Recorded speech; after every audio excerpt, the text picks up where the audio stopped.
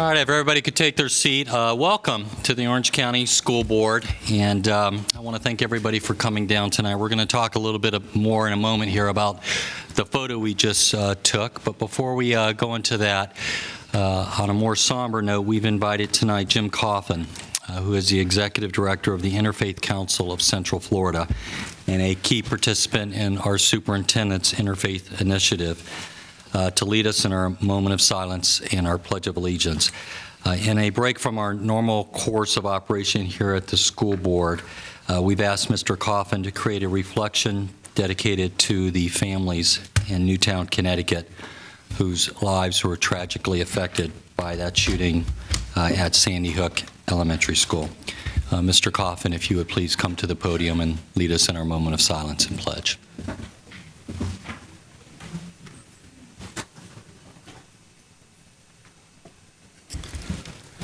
I would ask everyone to stand with me for this moment of reflection on the impact of the tragedy that occurred recently. The Board of Orange County Public Schools exists because our community cares deeply about our most precious resource, our children. Our hearts are heavy tonight because fresh in our minds are memories of what transpired a month ago in a community that's just as committed to its children as we are to ours. The tragedy at Sandy Hook Elementary School reminds us that the best of intentions and the most carefully laid plans can prove inadequate against a diabolical determination to inflict destruction and death. In an ideal world, school boards would focus solely on education. You would always be wrestling with such things as how to ensure that delicate balance between emphasizing the 3 R's without neglecting the less quantifiable aspects of learning, catering to a variety of learning styles while always expecting full mastery of the essential skills, presenting facts while equipping each student to test the validity of the assertions made, instilling crucial universal values without promoting parochial or partisan dogmas. But Sandy Hook, Columbine, and other such tragedies are robbing you as a school board of that luxury. You now must also wrestle with the delicate balance of providing appropriate physical protection while not transforming our schools into prison lookalikes. The challenges you as a school board face have never been so daunting, yet the privilege of serving has never been so great, precisely because the stakes have never been so high. Thank you for joining me in this reflection. And I would invite you to continue standing as we pledge allegiance to the flag. I pledge allegiance to the flag of the United States of America and to the republic for which it stands, one nation, under God, indivisible, with liberty and justice for all. You may be seated.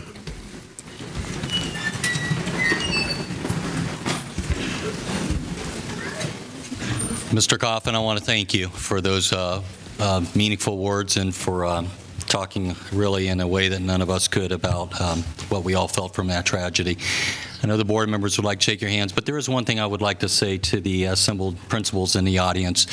One of the things that we've struggled with in trying to make sense out of that senseless tragedy is the reaction of our community to it, and the reaction of our parents, and the reaction of our teachers and our employees. We want you to know on behalf of the Orange County School Board, and I know I speak for the entire senior management team as well, the superintendent would echo this, that we are doing all we can to ensure that our children are safe in our schools.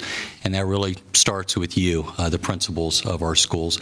I think it's a great tribute to you, and one of the frustrations I've had personally as chairman of this board is to convey to the media that that was a senseless act of cruelty and a tragic act that occurred in a school 1,200 miles away in a rural community. But here in Orange County, our parents feel safe when they send their children to schools, and I'm not just saying that anecdotally. Every year we do a parent survey at Orange County Public Schools, and I think it's a great tribute to our principals. Last year, that survey showed that 80% of our parents, and I'm one of those parents, as is Mrs. Robinson, Ms. Gould, and others up at this board table, Mrs. Moore, 80% of our parents feel that their children are safe while attending our Orange County Public Schools.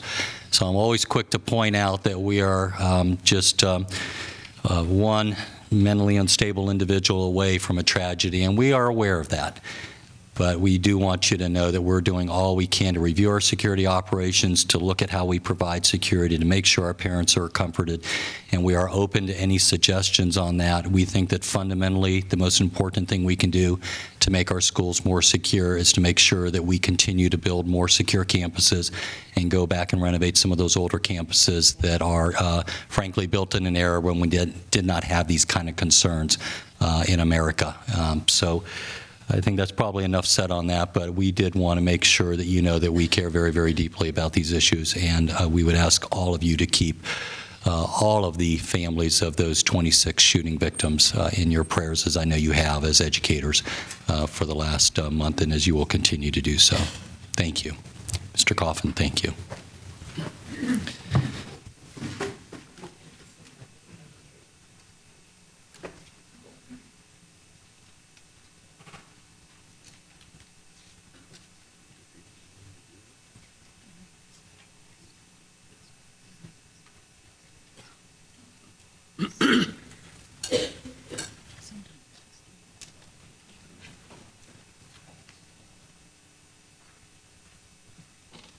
All right, we have a packed boardroom here with us tonight for a very good reason, and I speak for the entire board when I say that this is, I think, one of our favorite board meetings of the entire year, because tonight we get to recognize our A schools, or those schools which have made a dramatic jump in their letter grade under the state of Florida's accountability system, a 2-letter grade, and I am very, very proud on behalf of the board to say that this year that number is 97 schools, including charter schools, which earn an A rating by the State Department of Education for 2011-12.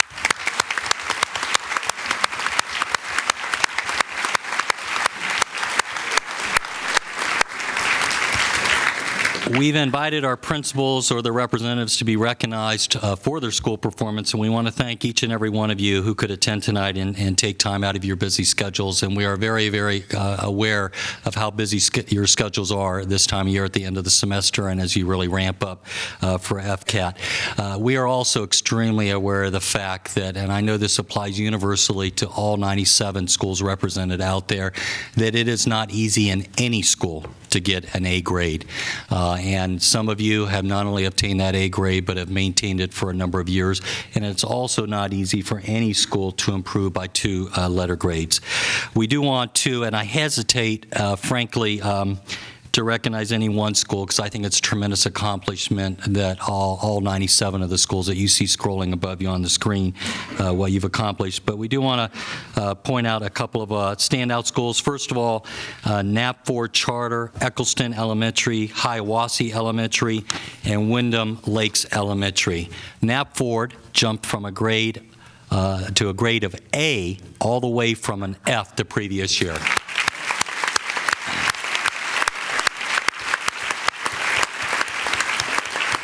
Dr. Porter Smith, where are you? Can you stand and let us recognize you for all your hard work? Congratulations.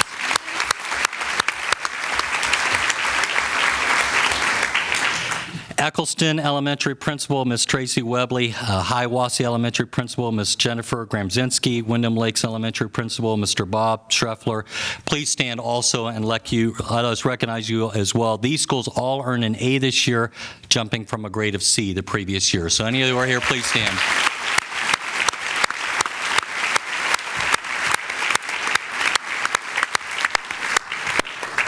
I think what is especially noteworthy about many of the schools represented out here in the audience tonight is, there's that old cliche in politics that got batted around about a decade ago that a person was born on third and thought they had hit a home run.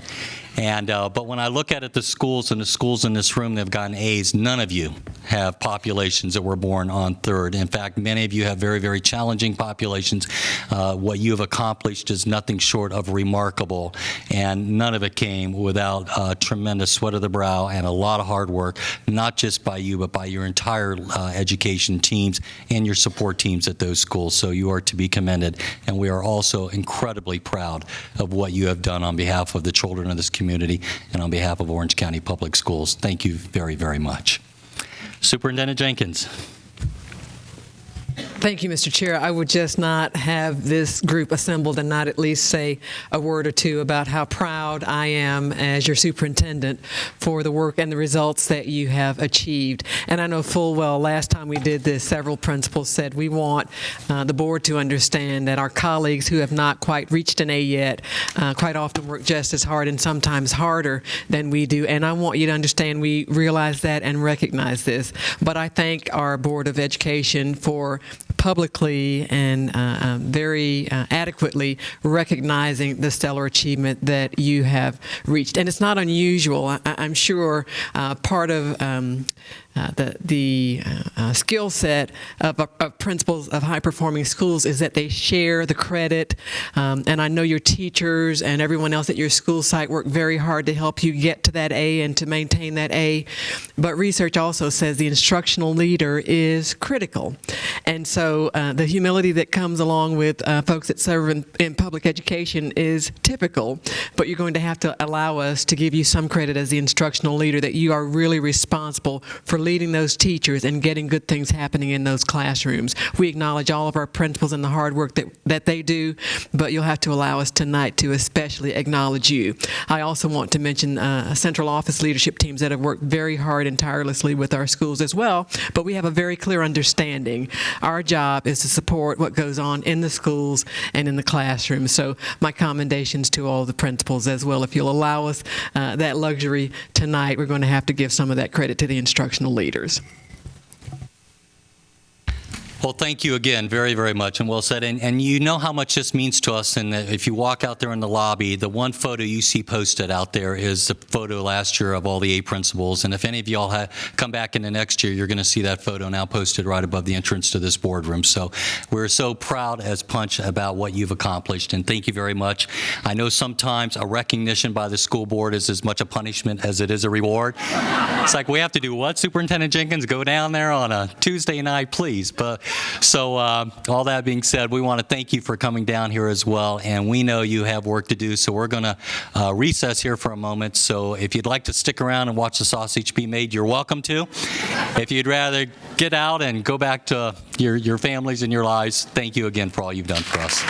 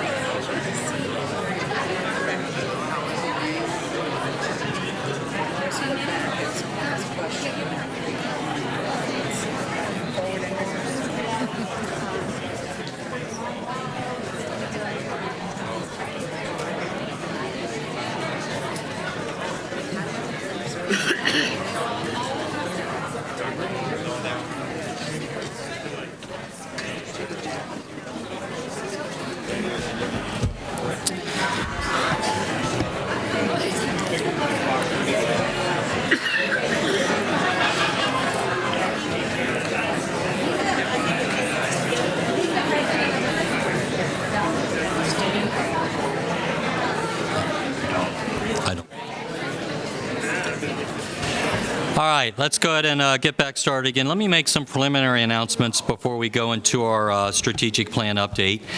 First of all, any individual who would like to address an issue on the consent or the non-consent agenda may do so by completing a yellow speaker form at the board table. You can get that from Mrs. McGill, who is the lady sitting at the far left side to you in the audience of the dais. I will call you to speak when the item you have signed up for is before the board.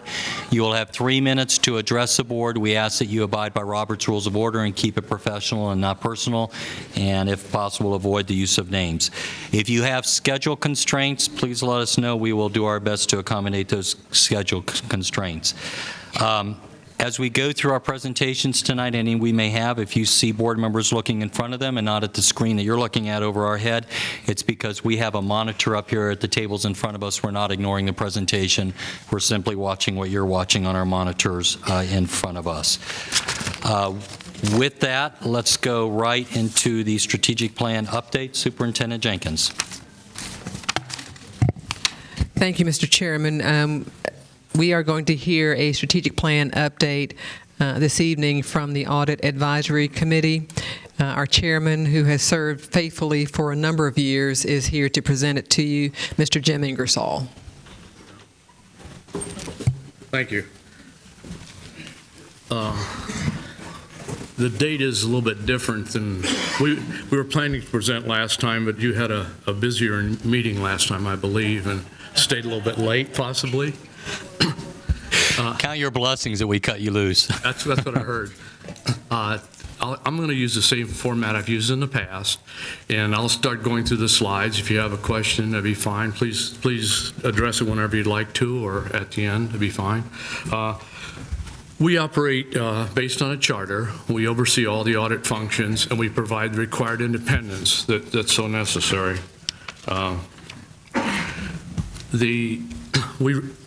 Basically, our responsibilities are to review the audit plans, the activities of staff, the organizational things. We keep a distance so that the internal audit department can function with no issues, and we are involved with the replacement or the senior director or whatever might take place.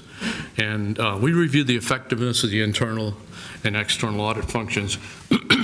I will tell you, this is for Pam, who's just joined us, but last year we got a top rating for the peer review, which takes place every 5 years, so I thought that was really great. Another thing that you are acquainted with, but when I first started doing this, as Barbara mentioned, quite a few years ago, the Auditor General's report, when it came in, was a disaster. And 3 years later, we materially improved. This is repeat comments. Last year, no repeat comments, so I think you should be quite proud of your group. We also serve on the selection committee for the big audit, and we met last month, and I understand we picked E&Y, and it's on your consent agenda. And as you know, we report annually to you. We've got a really good audit committee. I'm really proud of these people. Scott Funson, I'm going to mention just a couple people, but Scott started with us out of Walt Disney here in Orlando, got promoted to Chief Accounting Officer in Paris, and he still is with us. He came to the meeting in December. He calls in, so that's what I call commitment. And you can see Brian up there. We've got some very talented people. On the next page, we have a partner with CPA firm, and then we also have Rick Whitefoot, who up for another 3 years on the plan. Now, Rick does all the IT auditing and is involved with that at Darden Restaurant, so he's a real strong player, and he's up for 3 more years. And by the way, so did Scott, up for another 3 years. So we're really blessed in that respect. Also, we have Bill Sublette and Woody Rodriguez that participate with us. Looking at our 2012 activities, we reviewed and approved the annual ND-wide risk assessment. As I've mentioned to you in the past, that's critical. Tells us if there's any weaknesses that any department feels concerned about or whatever. Then we take that, integrate it into the audit plan, and it's presented to you. Hopefully we're hitting all the points that are necessary. And we meet, obviously, with the external auditors. We'll be getting a result of how the audit went on the 29th of January from E&Y. So, God, at that point, we'll see. Moving to the next page,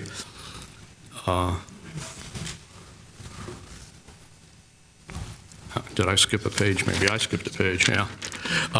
review the activities of the internal audit department. We conduct the appraisal, a performance appraisal of the senior director. We literally, as a group, sit down and take a look at it and weigh her up and decide that. We fill out the form, I sign it, and we present it to your HR people. We performed our committee self-assessment. We're generous to ourselves this year. We rate from 1 to 5. It's a corporate process, and predominantly we got 4s and 5s. So we rated ourselves between strong and very strong. So, and it's a really good group of people on this that get together. So it's very impressive. Now, the next thing is, and things have already changed when you miss a meeting, but I was going to talk to you about wanting an IT auditor, but from what I understand, it got approved in December, and Barbara's approved hiring the function and all that, so thank you all very much. I think that's something we truly needed. It frequently comes up in many of our meetings. If I look at the district audits, we oversee these. I will tell you that E&Y's audit has been good. We've been doing well. The sales tax and capital renewals have been going well. All the audits have been good this year. I'm not going to begin to tell you. I look at the school internal audit funds audit by school. There's no way in heaven's name I'd ever do that. But we do overlook and see things and keep abreast of what's happening. So if you'll turn the page, yeah. We also have the federal and state agencies come in here, and you can see effectiveness audits, et cetera, et cetera. So Pam, the reason why I'm going through all these is to give you a flavor of how much auditing actually takes place here in Orange County Public Schools, and it's a lot. For a while, there's criticism, well, you don't have enough audits, and then after we started explaining to people how many we had, everybody was pretty satisfied. So just let you know. Takeaway points. The internal audit department is independent of management, and it reports directly to the school board, involves with me. Our annual plan is going well. Last I looked at it, and we'll meet again in a few weeks. And the audit committee is constantly coming in with different ideas and suggestions because they're in the business world and they see new things, or Charlie Plunkett will come in with things, or Rick Whitefoot. So we're constantly coming up with new ideas, and hopefully we're providing a benefit to the school board. Like I said, we rate ourselves between strong and very strong, and it's been a very quiet year, which it hasn't been in the past, so I'm really very happy. So it's all going well. Any questions? Board members' questions? Ms. Moore. Thank you so much for your work, Mr. Ingersoll. I was probably in that group that came on 4 years ago and said, we need to do audits. And after I was been here for 2 years, I was like, how many more audits do we really need to do? It really is mind-boggling. And I think again, it brings a level of comfort to the public that their tax dollars are really being watched in every way. And I wasn't aware of the Auditor General, the depth and breadth of what they really audit on. It was just amazing, that process to me as I've watched it. My question is, as we're moving into a new era with greater charter schools and whatnot, do you have any idea, do you see any legislation going that perhaps brings a little more of that transparency and accountability to the audit process for them? No, I really couldn't address the question. I haven't seen anything. But I will say that in the things I'm reading, it appears to me that the charter schools should be more responsive, faster with their financial statements. But that's the one thing I've seen. But beyond that, nothing else. The one area that I know that there doesn't seem to be much work on is in terms of management fees. And so I was just curious if you had any insight with regard to that for the public, because it is public dollars. No, I really, that'd be overstepping my bounds. I'm not getting into operations or management, if I want to say that. I'm just making sure we have controls and procedures in place, and I basically depend on you guys to make that decision on what's a fair fee, I guess. Well, I appreciate all the work you've done, and it's really been eye-opening for me, so thank you. Well, thank you. Appreciate it. Superintendent. Thank you, Mr. Chairman. I certainly add our thanks and appreciation to the Audit Committee, but really I pressed my button when Mr. Ingersoll talked about that different auditor that was provided. I wanted to make clear to the board they actually had a vacancy of one of their auditors that retired, and then they specifically retooled that position so that they would bring on board IT expertise. Ms. Lindsay and staff wanted to bring on IT expertise, and so the hiring was actually to replace someone who had retired, and they specifically sought out someone with the IT expertise. Didn't want the board to think we had added an additional auditor. Yeah, thank you for clarifying that. Thank you. Mrs. Gordon. Thank you, Mr. Chairman. That was going to be my point, because that the person that we were thinking about as a board, they were not going to come on board until the spring of 2013. So we were able to get that in place. I personally really want to thank you and your team and your entire staff, Mr. Ingersoll, for all the information that you really provide us, because with the sale tax and the capital renewal funds, that audit was unbelievable, and we just thank you for that. That is going well, and it should have really gone extremely well last month and the month before. So we're looking to Mr. Collins for that report to see what we gain from the tourists and everybody coming in.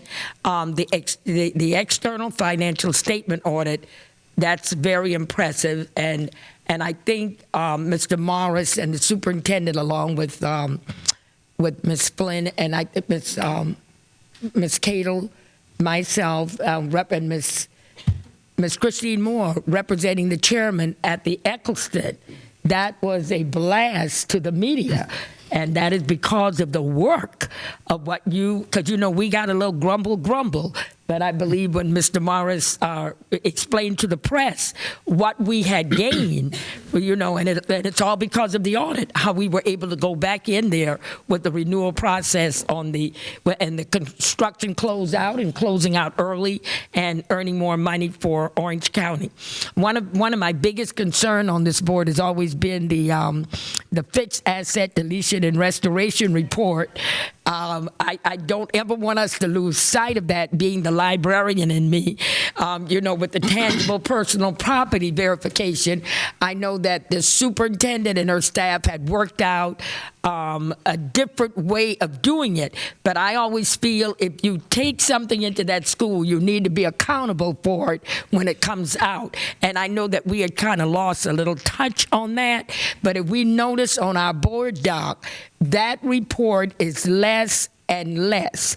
But I still would like to know and still see, on my desk, the actual items. And I know we make money from it, and we give money out. But I still would like to see it to keep up, because I really feel, I know you're going to lose a couple of things, but I would like for us to be good owners of our constituent money and those who give to the sale tax, so that we are accountable and we always know. When we came on this board several years ago, we didn't know where anything was. They would put out things and it just disappeared. And then it was millions of dollars. The area superintendents was up in an uproar, but we have not had any of that. And Rick is over there cracking up because he knows. So I want to thank you.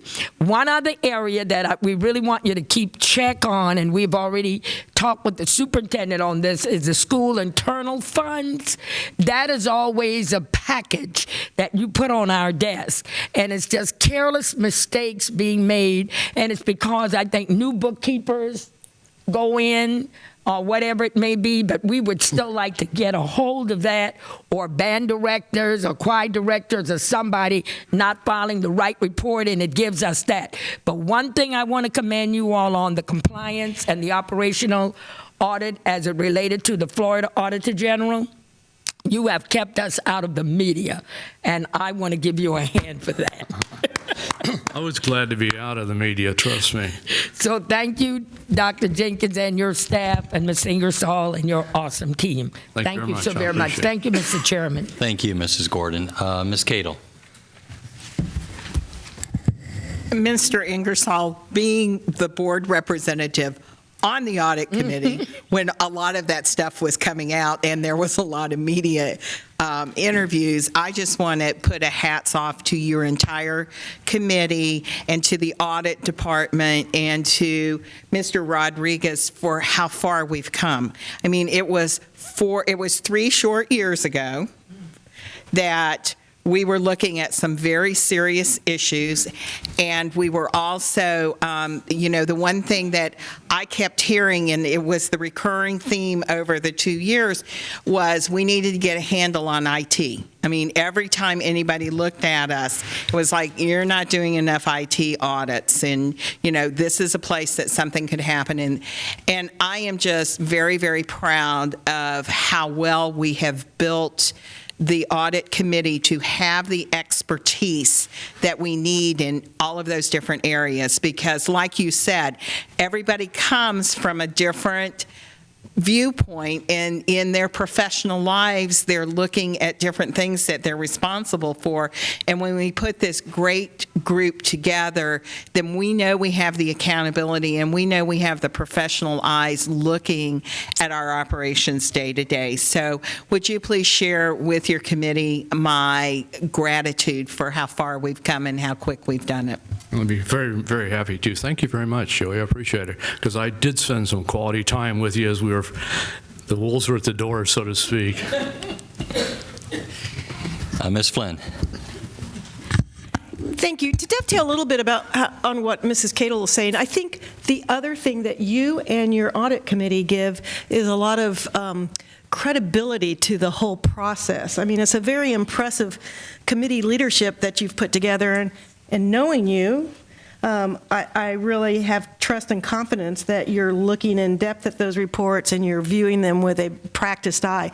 So I think that's the other thing that I come away with, is that this committee is really a top-notch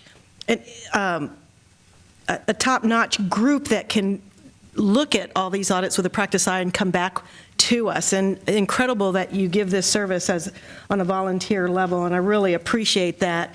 The other thing, what did you call it? There weren't any was it errors or non-compliance? Repeat comments. Repeat comments. Which means that at the 3 years before, they said, you have this problem, then they'd say, you got this, and you'd had like 8 or 10 of them.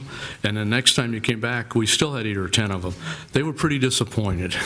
Well, I remember that, because coming on the board, we'd get stacks of audits, and that was a recurring theme.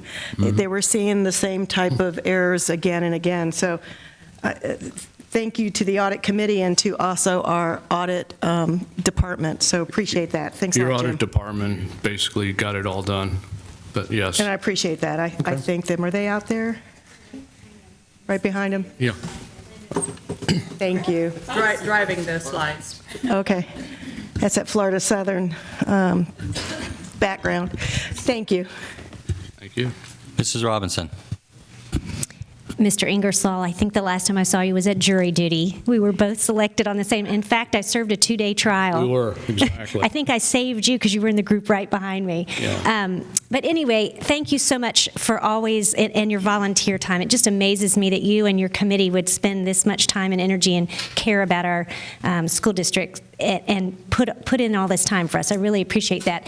You mentioned that things were there were problems when you came on. How long have you been on the?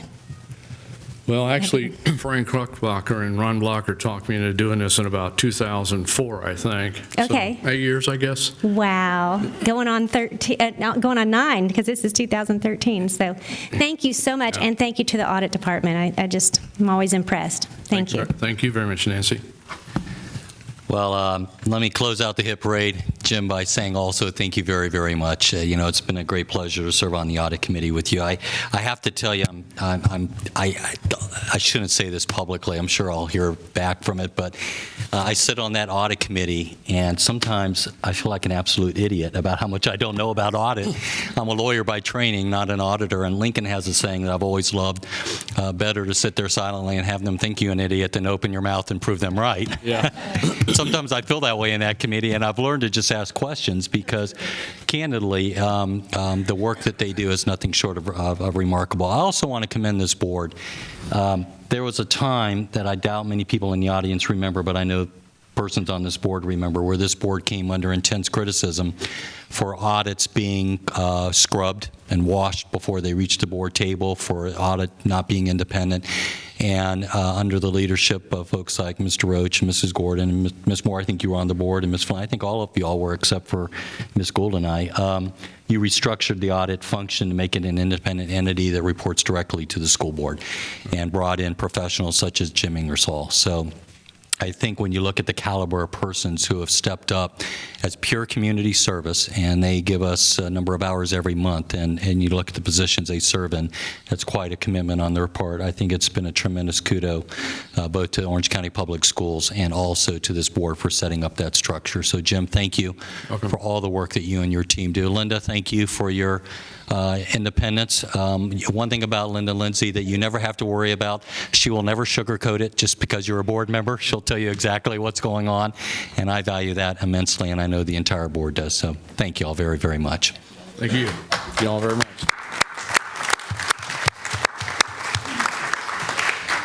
All right, thank you, Superintendent. We're now into the introduction of our newly appointed administrators. And I have to tell you all, back when Ronald Blocker was superintendent, I used to always say, couldn't we just do this right away and let them go right away? And he used to always go to me, no. They need to know how a school board works and what they go through. And so this is sort of like the last step of your initiation before you actually get your promotion. Superintendent. Thank you, Mr. Chairman. If you recall, in our December meeting, not only did we put off our strategic update, we also put off introduction, but we did have some administrators appointed that night that have been on the job. We asked them to come back to officially be introduced. So I have a total of 11 to share with you, 6 from last time, and 5 being newly appointed. First, I have Andrew Agudo, who is Administrative Dean at Cypress Park Elementary, becoming the Assistant Principal at John Young Elementary. Good evening. I would first like to say how honored I am to be appointed to John Elementary as the assistant principal. I would also like to thank the school board, Chairman Sublette, and my school board member, Rick Roach. I'd also like to thank Superintendent Jenkins, Dr. Jara, Dr. Pope, and Dr. Brown, and Ms. Ivory for helping me with this opportunity. I'd also like to thank all my leadership mentors I had through the years that provided me with guidance to help me get to this position that I am today. And finally, I'd like to thank my family for always giving me the support to chase my dreams. Thank you.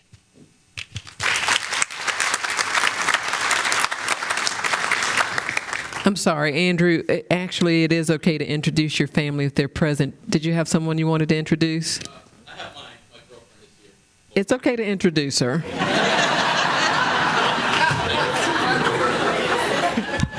In fact, it might be smart if you did introduce her.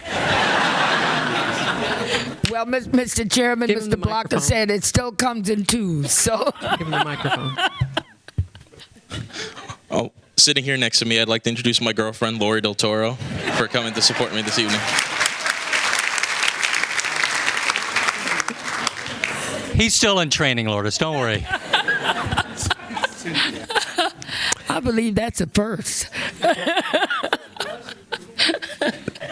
Samuel Ashley is coming from Florida Virtual School and has become the new assistant principal at Lakeview Middle. Good evening. Chairman Sublette, members of the board, Dr. Jenkins, Dr. Jara, thank you for this opportunity to serve the Lakeview Middle School community. Ms. Moore, I'm really looking forward to working with you. I'd also like to thank Dr. Williams and Mr. Moody of the West Learning Community, Dr. Fox, the staff, students of Lakeview for welcoming me into their school, and also my family, my wife, Christine, my son, Mason, my daughter, Lily, for their continued support. Thank you.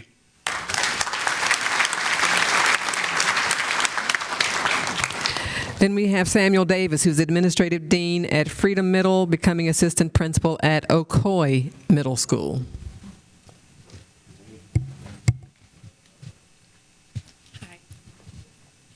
Thank you. I'd like to extend a sincere thank you to Superintendent Jenkins, to Chairman Sublette, to Christine Moore of my new district, and to Rick Roach from my old district, as well as all the esteemed members of the board. A sincere appreciation and respect to Deputy Superintendent Jara, Area Superintendent Bridget Williams, and Area Director Greg Moody, and of course the principal of Ocoee Middle School, Sharon Gabriel. Thank you very much. And a personal gratitude to Doug Szynski, principal of Freedom High School and the most amazing mentor in the Aspiring Leader program, Dr. Shannon Bateau. And of course, my family, my fiance, Katya, and my daughters, Mia and Samantha. Thank you for the opportunity to serve.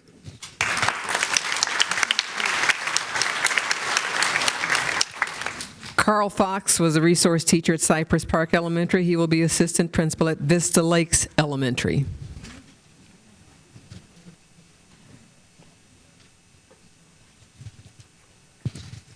Good evening.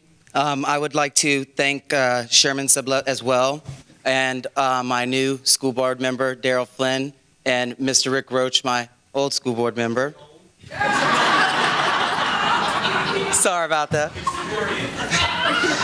I'd also like to thank Superintendent Dr. Jenkins, Deputy Superintendent Dr. Jara, Area Superintendent Dr. Lawson, and Executive Area Director Mr. Rudzik on this recommendation. Thank you to Dr. Brown, my current principal, and to Ms. Mindy Smith, my soon-to-be new principal, as well as my friends that have joined me here tonight and the teachers and parents from Vista Lakes that have came here to show their support. Thank you very much. Mr. Thomas Ott, Administrative Dean at University High School, will become Assistant Principal at Glen Ridge Middle. Hello, everyone. I would like to thank the school board, especially Ms. Joey Cadle, who represented University High School and continue to represent Glen Ridge Middle School.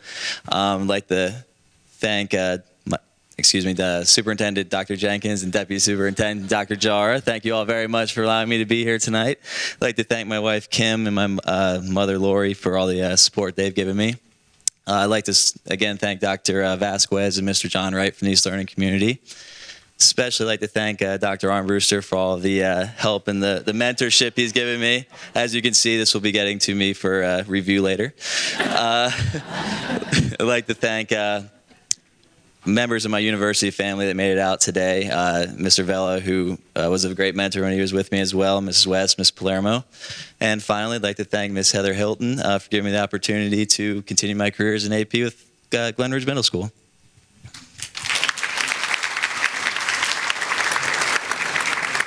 Just so you know, Mr. Ott, there is no protocol for the order of recognition. I think I think you deserve bonus points for going to the lovely lady to your left first. So, Margarita Ziza is Administrative Dean at Dr. Phillips Elementary. She will be Assistant Principal at North Lake Park Community School.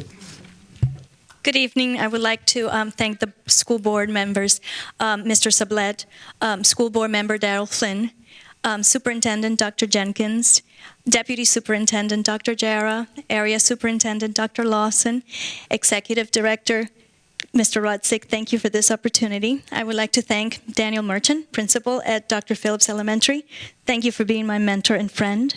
I would like to thank Ms. Wendy Wagner. Thank you for this opportunity. She's North Lake Park Community School principal. I'm looking forward to learning from you.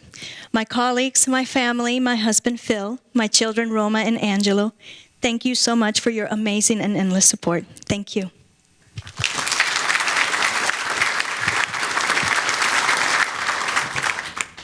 Tommy Bennett, Acting Assistant Principal at Colonial High School, will become the Assistant Principal at Colonial High.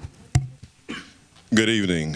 First of all, to Chairman Mr. Sublette, school board members Daryl Flynn and Rick Roach, Superintendent Dr. Jenkins, Dr. Lawson, Dr. Jara, and to Mr. Rusnick, thank you for this appointment. And to Mr. Loftus for giving me this opportunity, our proud principal at Colonial High School. Unfortunately, my family was not able to attend, but I brought my Colonial family with me, Mr. Showalter, Mr. Derek Conamas, Miss May, and Mr. Wasco. Thank you for this appointment. I love working at Colonial High School, and I look forward to it, extending the momentum here at Colonial. Thank you.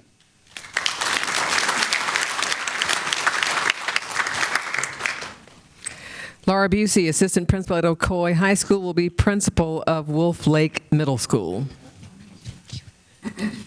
I'd like to thank Chairman Sublette, Christine Moore, who I'm really looking forward to working at the Apopka Art and Jazz Festival coming up. Shameless plug there for March for everyone to attend. And the school board members for allowing me to serve in Orange County Public Schools. I'd like to specifically thank Dr. Gordon, Dr. Fritzler, Dr. Jenkins, and Dr. Jara for allowing me the privilege to serve at Wolf Lake Middle School. I've had a very warm welcome the last couple of weeks, and so I'm very excited to continue that. I have several colleagues here, dear colleagues here tonight to help me. They've helped me grow and learn over the past several years, and they continue to help me grow and learn. Dr. Mike Armbruster, Sheila Jackson, Sherry Godek, and Karina Chanu. I thank them so much for their continued support. Most importantly, I have my family here. I represent 3 generations of OCPS students, my mother and father, Shirley and Jimmy Goff, my wonderful husband, Jim Busey, and I have 2 sons. One tonight is networking at UCF, trying to get a job after a recent graduation, so I excused him from this, and my other son, Mark Busey, and I thank them for their support.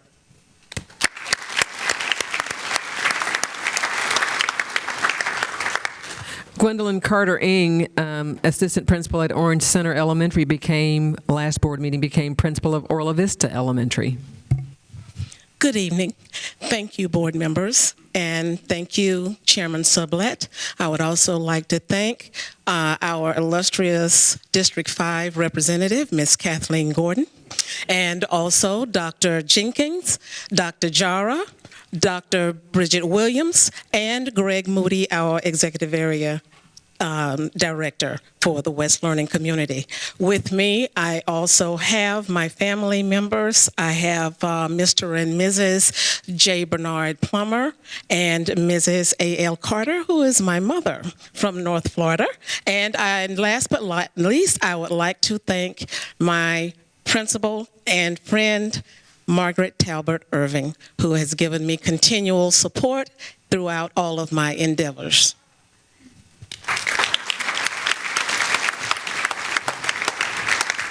Sandra Jewell was senior administrator for the Regional Differentiated Accountability Model grant, and she is now the interim senior director at Winter Park Tech.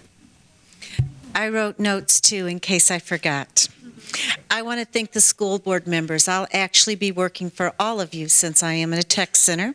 I'd like to thank Dr. Jenkins, the superintendent, for giving me this opportunity, Dr. Gerard, Scott Fritz, Janet Adair, the associate superintendent for career and technical education. Thank you for giving me the opportunity to work for Orange County Public Schools. Catherine Schuler, thank you for hiring me a year and a half ago. You did me a favor.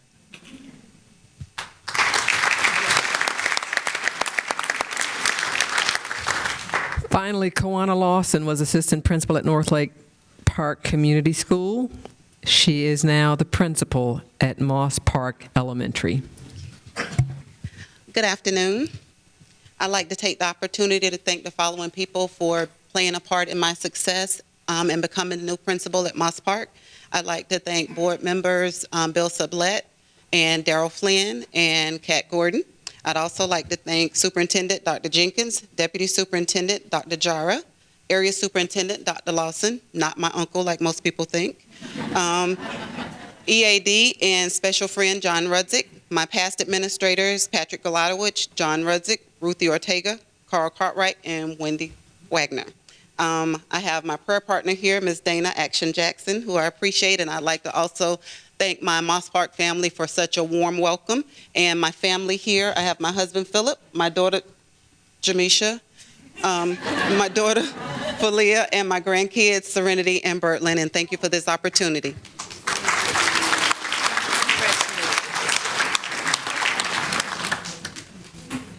All right, thank you, Superintendent Jenkins. Mrs. Gordon. What, that was from the last time, but okay. I can't help it. I'll go ahead. Go ahead. You know, because Daryl and I, and that's for Ms. Lawson. Just stand up again, Ms. Lawson, because you guys are awesome out there. And you're going, I don't even need to tell you the type of shoes that you're filling, because you all have made that school a home. I want to say, if you have never visited, when we were in a dilemma, I will never forget this as long as I live. When we were in a dilemma, Darrell Flynn offered Moss Park, said, come out there. And I mean, it's out there. But I have never seen anything like it in my life, because it was over 1,000 kids and parents. It's just the most wonderful community that I have ever seen in my life. And I do hope that in my community, Joey Cadle and Christine came and Darrell, they were so supportive, along with this entire board, of trying to help District 5 establish the type of school. So, Mr. Lawson, I don't even have to tell you you're going to do good, because you guys are just awesome out there and your community loves you. So I really want to say that to her. And then the next person that I'm really excited about, I don't even need to say anything about Ms. Ings, because I think, and Margaret Talbot Irving, but they know how much I love Dr. Kennerly. And Dr. Kennerly was sent to Orange Center to do a task, and she took that school from a failing low F to a high A, and then came back and did it. And then she said, you know, at her age, but it didn't matter, she still looks good sitting out in the audience. She's gone now. She said, I'm going back home, but you could make it.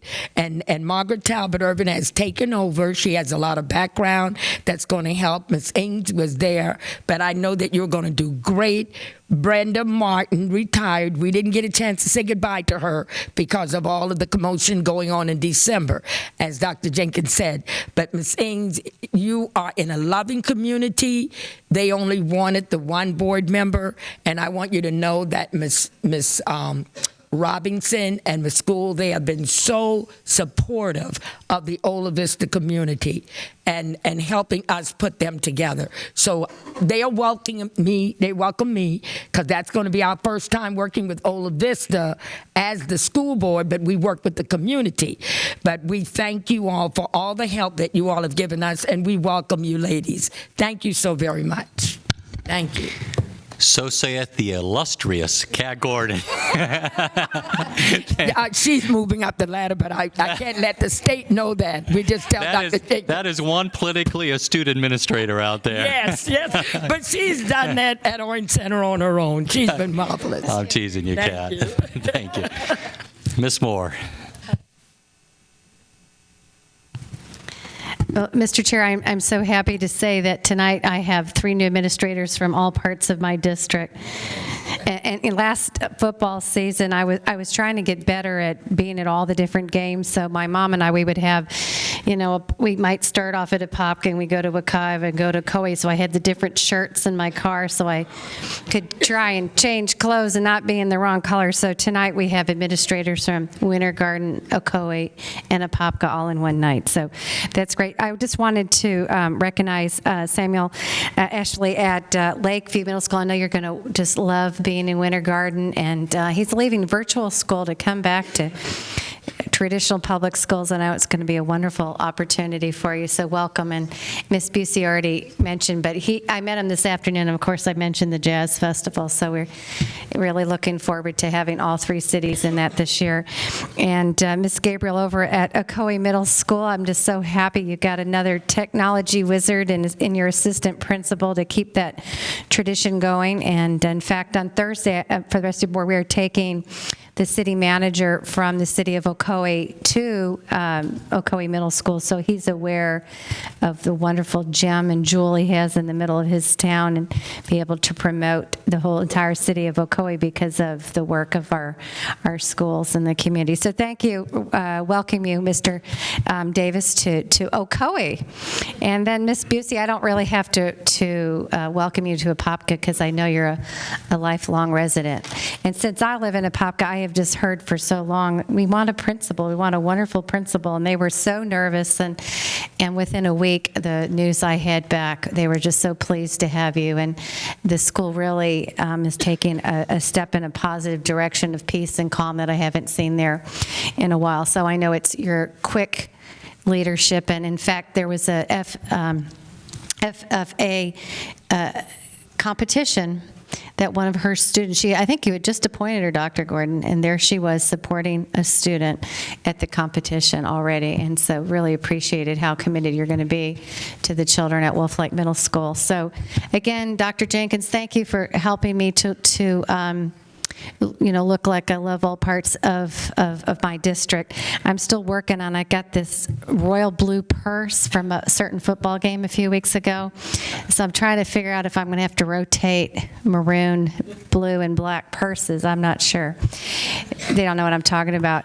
I'm a proud darter for winning the state championship. So there wasn't anything more exciting than being at that game with 11,000 people from your hometown screaming and hollering, and all the young children that had future darter shirts. And my daughter's a senior, so it was just a real special time. I wish the rest of you had come, and I hope you all get your state champions like that someday, because it certainly was a treat. So anyway, thank you, and I look forward to working with all three of you. I would have been there, but I didn't have a royal blue suit. Mr. Roach. Hey, my congratulations to Samuel, Carl, and Andrew. This is a big night for me when I've got three people that came from the District 3 ranks. And Andrew, I'm really proud you're going to stay with me, aren't you? John Young, we'll put a new school in there for you and get rid of those cats underneath those portables. If you can do that, you can do what nobody in the district has ever been able to do. Get rid of stray cats underneath portables at a school. How about that? Carl, I wanted to especially highlight you because I know that you have really been a model of persistence, and I just really admire that, probably because it took me 8 years to get elected to the school board, and I never quit, and you never quit, and I think that is just admirable for you, and I know that both of you two young men that I know a lot better than many are going to do good things. So, Mr. Chairman, if I could take a moment of personal privilege, I'm going to say something that I a little bit off the agenda, but I'm going to connect it back to tonight. But I want to also say thanks to a very special person in my life that retired in December, and her name is Kathy Roach. And I have been it's been the coolest thing in the world in my family for me to be a school board member and my sister to be a principal of a school and in my district for such a long time. So I want to say, even though she's not here, how proud I am of Kathy. I just love my sister so much.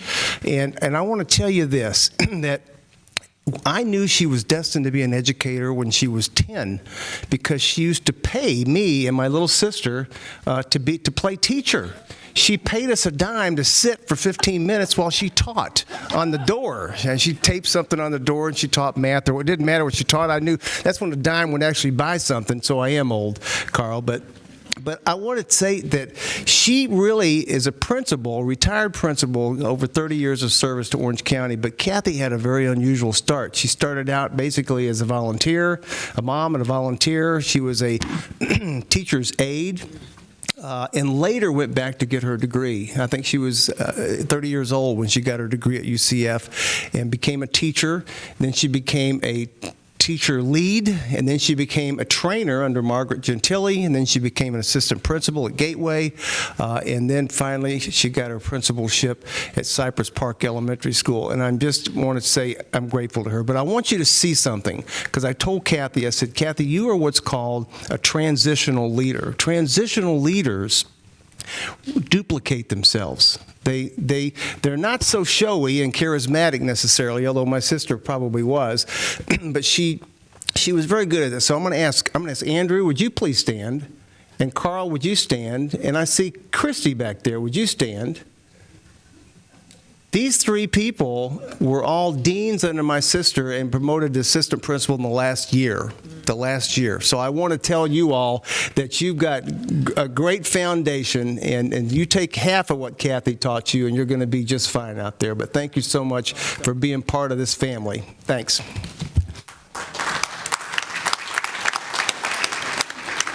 Ms. Flynn. Thank you. Mr. Roach, you always has such great stories. My sister's an auditor. She's always just asking me if we're spending the money right over here. So, but want to just compliment everybody and congratulate everyone, especially in my district, Mr. Fox, Ms. Aziza, Mr. Bennett, and Ms. Lawson. You're going into schools that are large, that have those challenges of just being large. Some are getting relieved, some are not. But it comes with challenges, and I know you were selected so that you could really work with those kind of populations and be an assist and leader.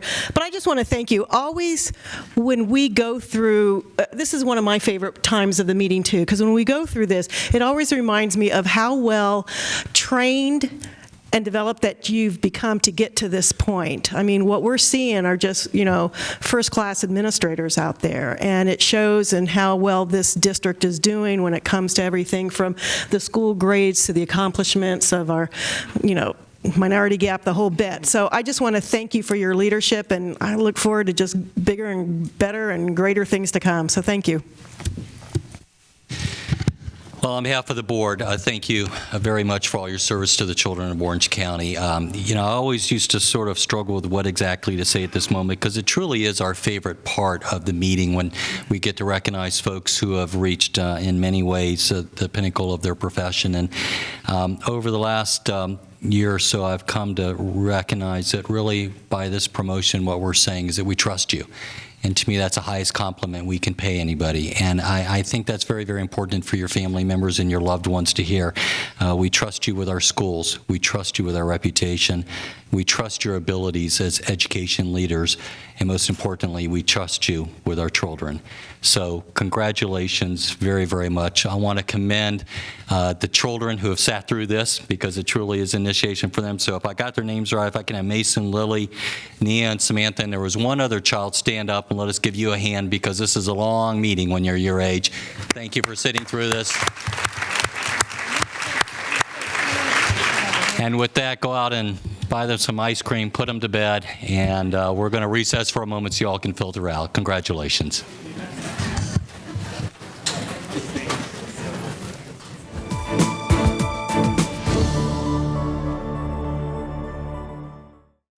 Here's a question for every parent out there. If you could fast forward 20 years to see how your kid's doing in life, would you do it? Well, we can't time travel yet, but we can see the future better with the new Common Core state standards in our schools. They set clear goals for every stage of learning, and they're the same for everyone no matter what zip code you're in.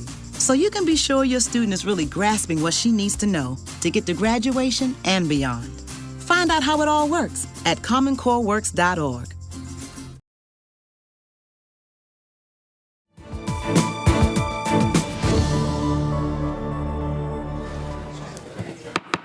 All right, let's go ahead and get rolling here if we could. I'm going to jump right in. Dr. Jenkins, are there any changes to the agenda? There are, Mr. Chairman. Withdrawal of student YL, Edgewater High School, item 5.05. At the conclusion of the regularly scheduled board meeting tonight, we will be conducting a closed hearing on the matter of the School Board of Orange County and student YL. This hearing is closed to the public and is being held at the request of the student's legal counsel. Also withdrawn, item 702, request approval of execution of the interagency agreement. Item 1401, request approval of Third Amendment to Capacity Enhancement Agreement. There will be additional changes made to that contract. It is expected to be finalized by our next board meeting. And finally, withdrawn, item 1407, request approval of settlement agreement on case Lee Master versus OCSB to be brought back at the January 29th school board meeting. Okay, I find cause to amend the agenda as requested by the superintendent. Can I have a motion to do that? It's been moved by Mrs. Flynn. Is there a second? Seconded by Ms. Gould. All those in favor of that motion, please signify by saying aye. Aye. All opposed, like sign. All right, show that agenda amended as described. I don't believe we have anything under item 3, public hearings, so we are into the consent agenda.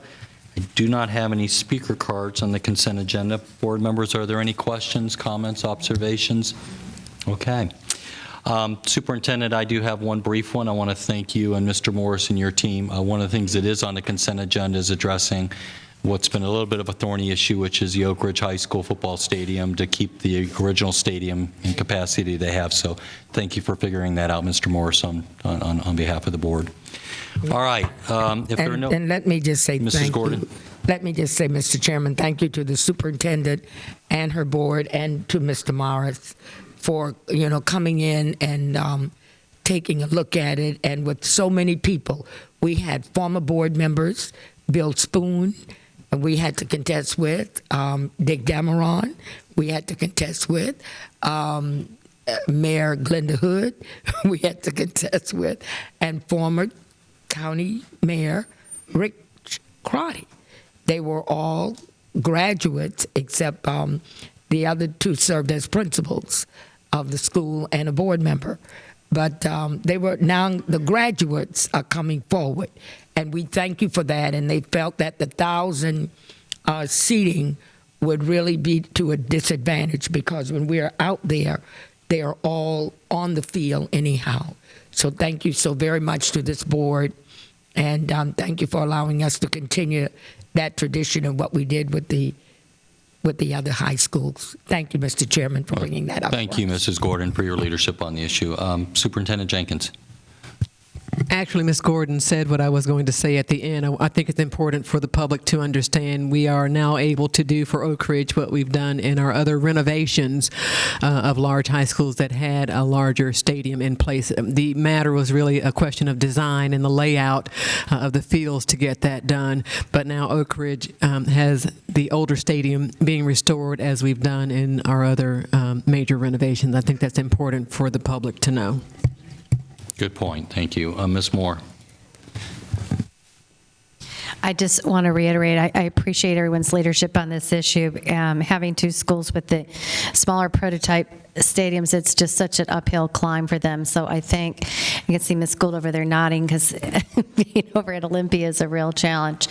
And what it does to the school culture in the community to have that larger stadium to build.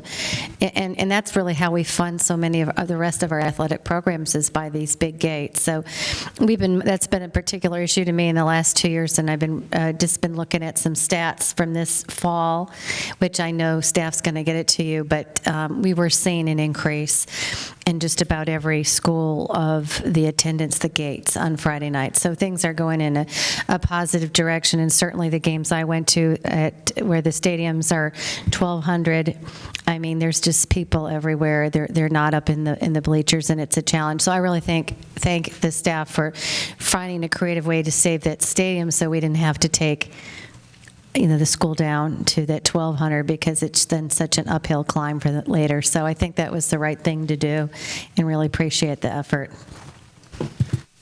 All right. Ms. Cadle. When that information comes to us, I know you guys are going to laugh, but can you also give the record of the football team? Because I think if they're winning, more people come than if they're having a really bad season. So I'd be really interested at looking, because we may assume that numbers are down, but it may be that the football team wasn't just as good this year, or and also the number of games they had at home, because I think that would make a difference of this amount of dollars was raised over 5 home games or 3 home games. So there's some qualifiers there. So, and also, I don't know where to put this in, but it's kind of a board comment. And I just want to give kudos to facilities and their staff for the wonderful community meetings we're having, the way that this board is kept up to date with the renovations in their districts. We know where they are they on time, any of the issues that are coming up. And, it didn't used to be that way. And so they're here a lot of nights. Last night we were at Brookshire, and 2 more weeks we're at Arbor Ridge for the 40% meeting. And it's a lot of people that are out, a lot of late nights. And I just want the facilities department and all of them that are here to know, at least from me, and I think from all of my fellow board members, it does not go unnoticed. We appreciate it. And it helps us do our jobs, and it helps us answer questions when the community has them of very specific schools in our district. So hats off and thanks to the really good job. And Dr. Jenkins, thanks for your leadership in making sure that this school board is informed. Mrs. Gordon. Yes, in lieu of Mrs. Cato's questions, Jerry Pricer is incredible, and he will give you, Ms. Cato, all of that information, which is so important. And I think that the executive director of CTA is here in the audience. Is he still here? Is he gone?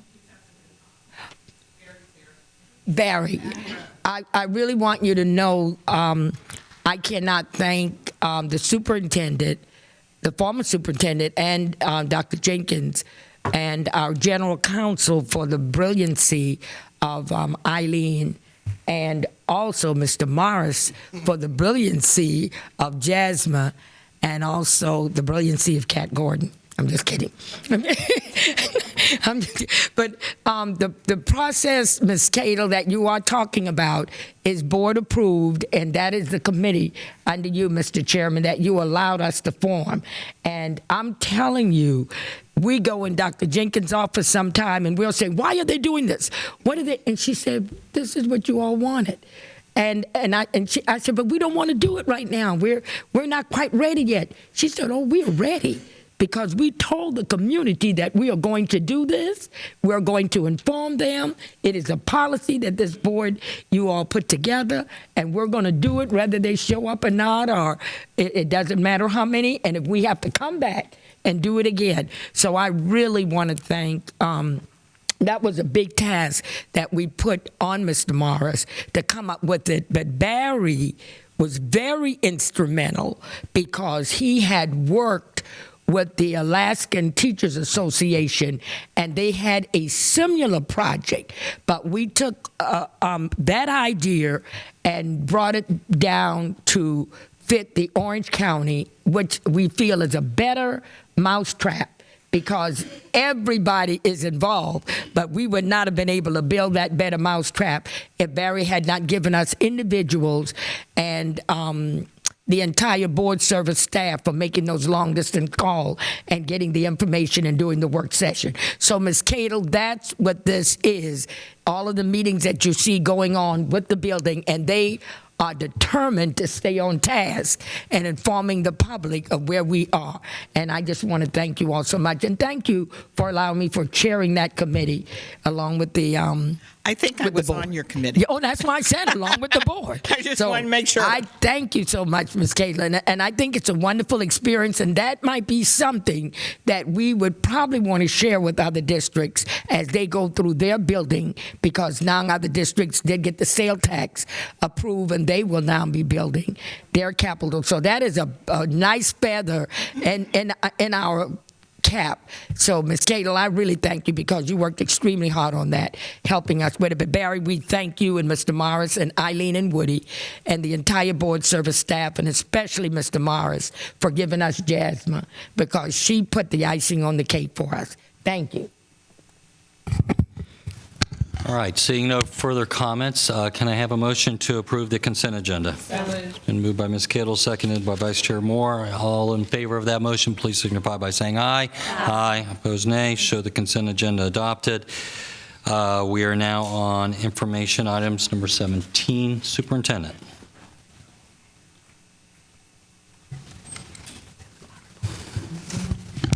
Thank you, Mr. Chairman. Wanted to share briefly for our viewing audience as well as those in the auditorium some information, background on our school security efforts, because we know how concerned our parents and community in general have been after the terrible tragedy that took place at Sandy Hook Elementary School.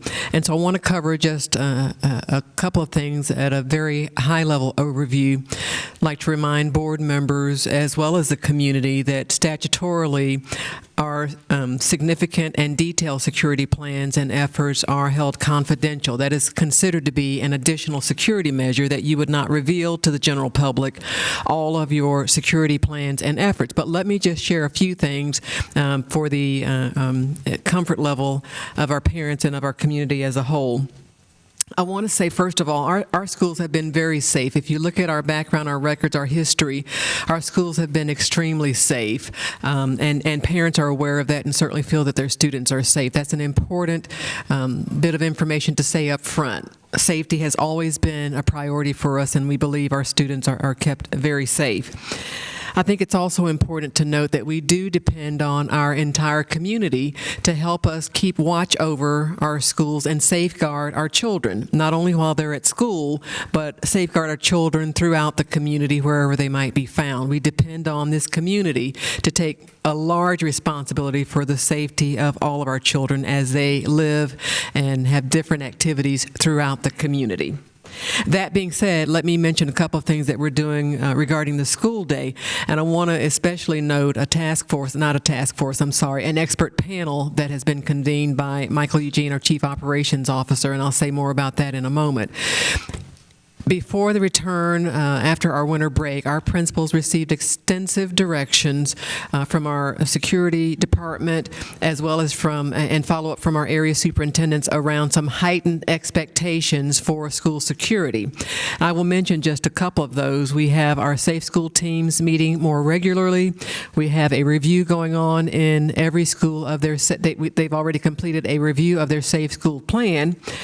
More importantly, they are being very strict, and we share this with parents in our Connect Orange message, being very strict about noting visitors and perimeter security for every school. Those are critical safeguards that have been re-emphasized, and I think sometimes parents may have become more casual about those requirements because they volunteer at the school, but we've asked them to be understanding that the school as a whole will be very diligent around visitors and even parents checking in and checking out through the front office.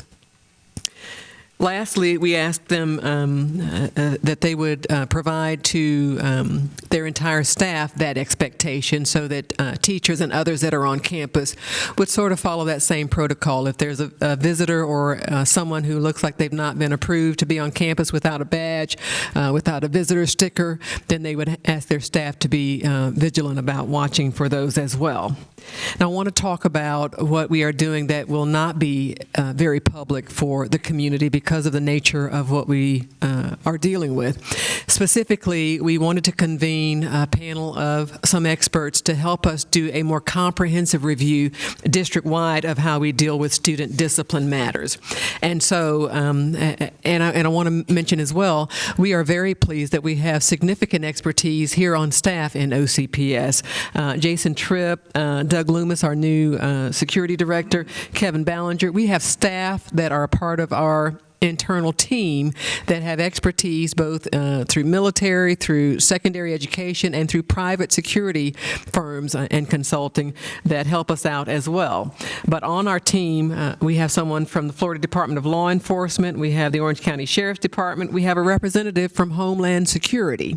So we take very seriously having expertise from all levels that have been made available to us. And then we have some smaller municipality law enforcement agencies represented as well, and some private consultants who deal with security matters who have agreed to help us pro bono. So very excited about that, very pleased that we have those kind of support mechanisms in place. Here are the things that they will be talking about as they meet in 1 week's time, as well as several meetings after that. They will be talking about building security and perimeter security. They will be talking about the allocation of resources and budgeted dollars, safe school plans and procedures, lockdown drills, law enforcement presence, and training. We have a peer district who has a safe school, a security expert with significant background that's going to help us, some in-person meetings as well as via teleconference because he needs to be in his district where they have some similar concerns. I think it's important for the school board to know that these matters are going on. We will brief you individually because if I brief you as a group, it is in the sunshine. We will brief you individually. Again, we will not disclose publicly. I think we've have some pretty creative measures put in place as well with limited resources. We have some pretty creative measures in place to make sure that there's increased presence of law enforcement and an increased presence as well as a reassurance to our parents. But we're going to be briefing you individually as board members on some particulars that we would ask you to keep confidential as well. We noted in our media release the actual citation. It is in Florida statute section 119.071 and 281.301. Talks about the ability for us and the expectation for us to hold those plans confidential, and even the noticing of those meetings are considered confidential as well. But I want the community to know we are working day and night to make sure we review all of our procedures and keep our schools absolutely as safe as possible. It's unfortunate, the tragedy that happened in Connecticut, but I think we have to remain calm and assured. I think the chairman said it quite ably earlier, as well as our inspirational speaker. When someone has evil intentions to do harm, there is probably a very small number of interventions that can be put in place when someone has mentally ill tendencies and a determination to do harm. But I can assure this public and this school board we will do everything humanly possible to make sure our students are safe. Thank you, Superintendent. Ms. Gould and then Ms. Cadle. Thank you for the overview. As I'm sure all the board members are running into, we have a conversation about security first, but then there's the but. But how do we really look at the core issue? And I know we spoke about this earlier. The mental health issues, we have tremendous resources in this community with Lakeside Behavioral and several others. And I look forward to hearing more about that and getting that message also out to our community, who really needs to understand that we have tremendous counselors and resources that we work together with in the schools, and there may be some opportunity to pursue that further in the future, but we have a good sound base of the start of a fabric of a strong mental health system, so we just need to help foster that too. Thank you, Ms. Gould. Ms. Cadle. A couple of things. Florida School Boards Association will be talking about guns in schools and the tragedy next week. There is a very good piece that Wayne Blanton did about guns in schools. Excuse me, I'm so sorry. But a couple of things that come to mind for me. Public safety is the responsibility of law enforcement. Our children live in the public. We just happen to house them in a school that is part of the public. It is part of a community. And I know it's expensive, but I'm not sure that under our duties as public schools that it says we're also responsible for public safety. And I was very, very concerned when I heard a police chief talk about the fact that, maybe the school district ought to have their own police force. Well, guys, if you think our liability premiums are high now, let's open our own police force. There is no way we can afford that. And it is the responsibility of communities and municipalities to have a police force. And that is the public safety. And our children live in the public and they live in communities. So that's one of the things that I'm hearing a lot about. Also, I think I've been talking to you all for years about the fact internet safety, Facebook, now Twitter, and whatever the next thing is coming. I'm not sure that our middle school and high school students understand the severity of what they're placing on Facebook. it is serious when you make threats, whether you're playing with a friend, whether you didn't really mean it, but you thought it was a cool thing to do. And as we're looking at this and as we're talking about mental health, I think there is going to have to be a component that we put in that talks about the fact that Facebook isn't the place to be playing around.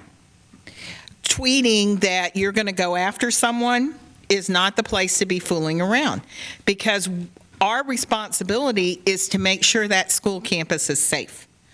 And we had a situation where we could not guarantee the safety of that child because of something that was placed on Facebook. And that child is no longer in Orange County Public Schools and has gone to another county because we could not guarantee her safety and the safety of others. We have in our strategic plan that we are going to keep our teachers safe. We're going to have safe learning environments. Our children are going to feel safe when they come to school. And we hold everyone here accountable. But I think as the conversation continues, like Mrs. Gould said, there's a huge mental health component to this. But there also is the component that we need to work together as a community. And the other thing is, we have constitutional responsibilities. I would no more go to the city that I live in and propose how they're going to fix a responsibility for them. I would never go tell them how to fix a pothole in Winter Park. Now, I may call and complain there's a pothole somewhere, but that's not my responsibility. And from the day I came onto this board, I have had the conversations with the people at the county commission who represent my district. And I said, look, here's the deal. Trust me, you don't want to become the school board member because you're not going to win. And send it to me, and I promise if anything comes to me that is in your jurisdiction, I'm going to send it over to you and ask you to handle it. And I think at this point, I think everyone needs to realize that we are all elected officials, we all have responsibilities, and we need to work together as a team. And we don't need this one pointing at that one saying, I know more than you do and I want to solve your problem. I'm glad to listen to maybe suggestions, but this is the responsibility of this school board to make sure that we are safe. And I think the actions that both the chairman and the superintendent have taken to put together the very best experts that there are in the field to say this is what Orange County Public Schools needs to do is where we need to be. And I would ask the community to let us work through our responsibility, and that is to assure that we're doing everything we can do to keep our schools safe. And I can tell you, I visited 8 schools last week. I wish I had gotten to more, just to see what the security looked like. The media keeps reporting we have armed guards at our schools. Well, you know what? I don't want a kindergartner or a third grader to think for them to go through that front door, they need an armed guard. You know, there's a school resource officer there. They should be the friends. They should be looked at as the person if the child knows something is going on or the child is intimidated or scared, that they see that that resource officer is someone they can go to and feel safe talking to them. Now, I think the presence of having a park police car there or a park sheriff's car there is good, but, you know, I don't want our children to feel like we've got armed guards standing at the front door for them to get in. Ms. Flynn. Thank you. I think the interesting thing about this current debate is that we, as a school system, got such intense scrutiny and criticism for something that didn't happen on any of our campuses, that happened 1,200 miles away, for something that we neither requested nor initiated.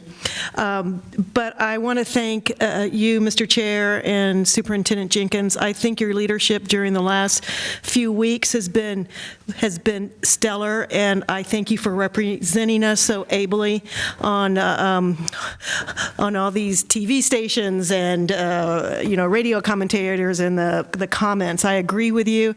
And I thank you for what you're doing, and I look forward to hearing, reports from the panel that can be disclosed. And I know that we have this under control and that we are on the right track. So thank you. Thank you. Ms. Gould. Two things in follow-up. One, the panel that's being put together, because I know some of the members of that, they're not just great advisors for us locally. These are national and international advisors in security and safety. And so, I think we have the right assets and the right talent working with our staff. In follow-up to the Facebook comment, this is kind of a veer away from security and really career readiness. Kids do not think that far ahead about Facebook, and it's not as much, it is a very highlighted issue when it comes to the security, and they post things. But even silly prank things that they post on there can affect summer employment, their college applications, their long-term employment, and they need to learn that before they get into college, even that it's not always good to share those wonderful memories with everybody that you might not want to remember so much in 5 or 6 years. So I think that point alone and maybe some of our educating kids for thinking about their future is probably an important message. Thank you. Ms. Moore. This question's for Dr. Jenkins, and it was really spurred by something you said, Mrs. Cadle, about the police officers being out in front of the elementary schools. I've happened to go by two where they were, and maybe because the one was the first week after, and it was a little disconcerting to me, and I don't know how a 5, 6, 7, 8-year-old feels about that. And I know the sheriff. We were both down there. The county commission this was discussed. That in order for the sheriff to put the officers out there so quickly, they didn't have the same requisite training as the other resource officers. So it was kind of odd to have him standing right there with nothing to do all day, and so I was curious if your committee, or if you can respond, if there's going to be anything done to provide them with a little bit of advice or tips or training because of the psychological aspect of a young child seeing them out there every day. Ms. Moore, actually, you raise a very good point. Two things I'd love for the board to be aware of, as well as the general public. There was an abbreviated SRO training. Anyone who wanted the overtime under Sheriff Demings had to go through the abbreviated SRO training, so they'd have some familiarity with what goes on in the school setting and what the expectations would be for them. So they had abbreviated training. All of those serving the overtime should have had that. It does not include everything that our SRO officers have been accustomed to, but at least they don't go in totally unaware of what's expected of them. I think the second point that's critical to remember is that our elementary students have seen resource officers on their campuses. They won't be disturbed because they've seen them there previously. They've just not been there every day, and certainly not all day, because our ratio of incidents and the determined level of need at the elementary school was much lower, certainly much less significant than the presence that we want in our secondary schools. And so our elementary students have seen SRO officers. They are seen as their friend, someone who they can go to, someone who does little classroom lessons for them periodically around issues of law enforcement. The difference for our elementary schools would be the continual presence of those officers in some of our schools. And so that's an important notion as well. And Sheriff Demings would be the first to acknowledge that officers who've been on that job for some time and have gone through the more extensive training would certainly be better suited than those who are simply going in as an overtime effort for additional pay. But they at least did not go in totally unaware of what the expectations were. Mrs. Gordon. Yes, thank you, Mr. Chair. I would like to add to that. I do have an opportunity to speak with Sheriff Demings in reference to that, and it's even more to it than that, Dr. Jenkins. Sending in officers, he alluded to me and told me even on Sunday when we talked that he has to constantly go in for training. especially for firearms. Here we're reacting. We're allowing other people to allow us to react. I want to commend you, Mr. Chairman, and Dr. Jenkins for when you went to the meeting. Number one, let me make this clear. We are a separate government. We do not need any other government telling us how to run the system when we are accountable to the state. We are all constitutional officers sitting up here, including the superintendent. And some kind of way, I believe the municipalities and the commissioners forget that we are not under them. That is why the people wanted an elected chair. We have a voice. We have the superintendent in charge of operation, and we have a voice from the board. We must hold our ground. We are the ones in the schools. The administrators that Dr. Jenkins spoke about tonight, that's the leadership. When we went to New York, Joey, you and I, and to Washington, and they told us, and we personally spoke with the superintendent up there on 9/11, and they shared with us how they safely removed those students and not one child got hurt. We are the ones, I'm going to be honest with you, a lot of the schools just laughed because the policeman is in the front of the building and the faculty and staff cutting the food in the back with little plastic guns, in the cafeteria. So, I mean, if you need to know what's going on in the schools, they need to ask the people that's running it. And that's there. And that's from the board, chairman, the entire elected board, appointed board, the superintendent, the faculty and staff. We need to stop reacting. Nobody asked us anything, and I think that angered me. I saw people on national TV and making comments. You're talking about the lives of children exploited. You talk about mentally ill people. They got so out of whack. People were being murdered in Orlando and in Central Florida and in the state of Florida. And everybody, all the municipalities were focused on that one incident when everything else is going on. It just takes your mind off. If they will allow the people who is in charge to get their self together, just like what you're doing now, Dr. Jenkins, with operation and managing it and working along with the chairman and this board, we must never lose sight and let other people direct us.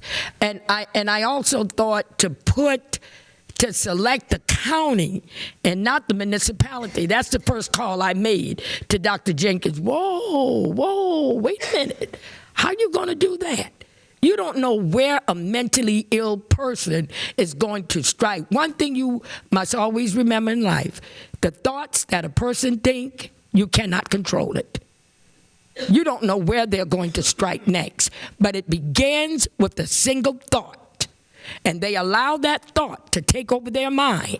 And when that thought takes over their mind, it doesn't stop. And I work in a school like that. I'm certified in guidance and counseling. I've been in the jail counseling 25 years. Mentally ill people. I have mental illness in my family from the war.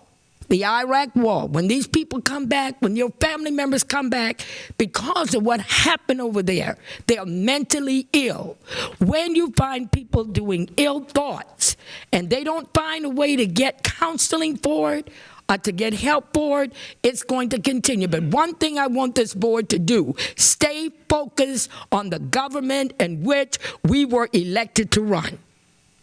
Don't just jump, knee-jerk reaction because somebody is saying with this. I resent it that nobody even called our chairman or our superintendent. The voice of our board is our chairman. The operation of this school is the superintendent. And I heard everybody reacting to a mentally ill person. Do not let that unfocus you. The safety, as Ms. Tatel stated, for these children are of the essence. And the teachers, the faculty and staff, the bus drivers, we know where there's imminent dangers in these schools because we see it coming. We see it coming. Can we control the thought of that person? No. But we can give them the help they need if they want it. But if they don't want it, there's nothing that we can do. But we have got to go on and keep our children safe with the plan that we have in place. So that's what I want to say to us tonight. Let us not forget, we do not fall under the city municipalities, nor do we fall under the county commissioners. We fall under the state of Florida. We're all constitutional officers. Thank you, Ms. Gordon. We have a duty to perform. Ms. Flynn. I wanted to get back into the conversation a little bit with Facebook, because I agree, many students don't think about it, but I think it's a trained response that we can do. I mean, people have learned, you train your kid, you can't pull a fire, bell, you can't yell fire in the middle of a packed building. So I think it's a learned response. And I just wanted to ask Mr. Chair and Ms. Superintendent about if there is any effort or more information going out to the schools for students to say, hey, look, we mean business with this. You can't say we haven't done this before, because I think it's a learned response. It's a fairly new type of media for everybody to communicate with, and surely there's got to be some kind of initiative to tell our children not to do this. I mean, because most of us have accounts. I mean, we all have to be very, very careful about what we put on there. And, we're in different times now. So I wanted to ask if any of our counselors or schools are presenting any, with all the other stuff that we have to teach them now, are we teaching them, Facebook safety? Part of what we mentioned to parents, it is a fairly new phenomenon. In fact, law enforcement had seen an increase of incidents referred to them by parents and individuals in the community, not just in the school setting, but in the community as well. And so law enforcement specifically asked us, would you help us get this message out to your parents and to students that it is taken seriously, you will be criminally charged, and that they will pursue those matters. And so that was part of the message that we included as well. It's fairly new. I can't tell you that we've got a specific curriculum in place. I do know that counselors are upping their efforts around bullying and inappropriate communication. Our code of conduct certainly deals with inappropriate dealings over social networks as well. But I can't tell you that we've got a very strict curriculum in place. They're just efforts of talking about it and encouraging students to deal with those matters and report when they have concerns. We will certainly look into something more concrete in the very near future. Mr. Roach. Just reminiscing a little bit here, and I think some instincts kind of kick back into gear with this conversation. I was going to save this till later, but I think it's probably most of it's appropriate for now. But my background and most of my experience with Orange County Public Schools was in a counseling office. And if this were the mid-'70s and Roach was in Walker Junior High School at that time, this would probably have been given to the counseling department to work with. We did a lot of classroom guidance. Counselors go in where teachers maybe either, number one, aren't trained, number two, don't have the time to do because they're so academically pressed. This is what your counselors are trained to do, is to go in large group performances and small groups. And then when teachers, and I acted on referral systems a lot. I let teachers know, tell me the kids I need to get to. Where are the kids I need? And I knew all my kids by first name. I followed them from 7th, 8th, and 9th all the way over. I had about 450 kids. All they had to do was give me a name, and they were in my office, and I worked with them. But I want to tell you, I think this is a resource that we're not using fully now. And I wanted to bring it up at the retreat, but it was on the tail end of the agenda, and I didn't have any time to do that. So I would request that we get some time for the board to look at the counseling services we have today and where they've gone. When I went straight from a counseling office to a school board chair, day after the day. I was elected at Boone High School, and I had to leave as soon as I got in here. So I was fresh with the frustrations that I knew counselors were sharing out there. And so I took it to Dennis Smith, and I said, Dennis, here's your problem. You've got counselors in elementary and secondary schools who really don't have a lot of time to counsel. Over the years, a lot of those duties began to be staffing duties, anything but counseling. But I mean, I was doing paperwork out the yin-yang my last 2 or 3 years of counseling, which is why I left the school system. I couldn't see myself there when being 60 years old. So I'm telling you this because Dennis Smith, one of the things that I think he did was really good. He listened to that, and he immediately put Dr. Nick Gleditch on a program. We studied the best programs in the country, came up with something called comprehensive guidance. The comprehensive guidance program, we implemented it into the school system, and it dictated 85% of a counselor's time would be with individual, small group, or classroom guidance. 15% could be paperwork, principal duties, whatever. You have paperwork as a counselor, too, you have to do, especially in high school. But I'm not sure that program is intact now, and that's one of the things I'd like to ask the board, to ask the superintendent to look to see, do we have comprehensive guidance anymore? What happened to that program? Because we're 3 superintendents away from that now. Here's what one of the saddest things for me professionally is this. The state law requires that a guidance counselor is in secondary schools, and I don't know the ratio. The ideal ratio is 1 to 250 in the country. I had 525 Boone kids in my 9th grade counseling docket, so I know that they don't have that. But they do not require, I'm almost positive, I'll ask Woody or somebody to back me up on this, they do not require that you have one in elementary schools. Orange County, I think, has always budgeted a guidance counselor for principals, but unfortunately, with the oncoming of high-stakes tests, a lot of principals began to say, counselor, reading teacher, counselor, math coach. And I think we got away with that for a while because the federal grants allowed safe counselors to come in. A lot of principals felt like, I got a safe counselor. So even though they don't have masters in counseling, they were trained to do a lot of things counselors did. So I'm worried that, and I don't even want to look, it's one of those things you don't, like a car crash, I don't want to look. I don't want to look to see how many elementary schools now do not have a guidance counselor. But I know as I begin to visit schools in the 2002, 2003 school years, I was shocked to see, because I always stop by the counselor's office, how's things going? We don't have a guidance counselor. And I think I stopped counting at around 35 elementary schools do not have counselors. These are the people who do the very things that we're talking about in a proactive manner here. They're not cops with guns, but they train kids. They train kids to do, we can probably minimize, at least a great deal, a lot of the Facebook issues we have, because a lot of times that falls through the cracks. And if you've talked to a teacher lately, they will tell you, I don't have time to do anything but teach the curriculum. That's all I've got. And if you're looking at principals, they don't have much time more than to go into classrooms and check off to see if the Marzano strategies are being implemented. So I think it's a resource. It doesn't cost us any money. It's already budgeted into the budget. It's just that we allow principals to not hire counselors. Maybe we need to come back and look at that again. Somebody here, I think it was, it's Pam Gould, Vicki Bell School now, but I went to visit our Counselor of the Year in the state of Florida, Linda Martin, and I think it's Palm Lakes Elementary, and it renewed and refreshed my whole attitude about counseling again. She was doing classroom guidance with little second graders who were basically learning conflict resolution skills. She put them right in front of each other, taught them the things to say when you get into an argument with somebody, and how to de-escalate a conflict rather than escalate it. I thought, God, where would a kid ever get this training other than Linda Martin's class here? And you know, Linda's been fortunate to be with principals who really, really value the position and see that it benefits socially, emotional, academic, intellectual growth. And if you don't have that component, you have nobody watching the store.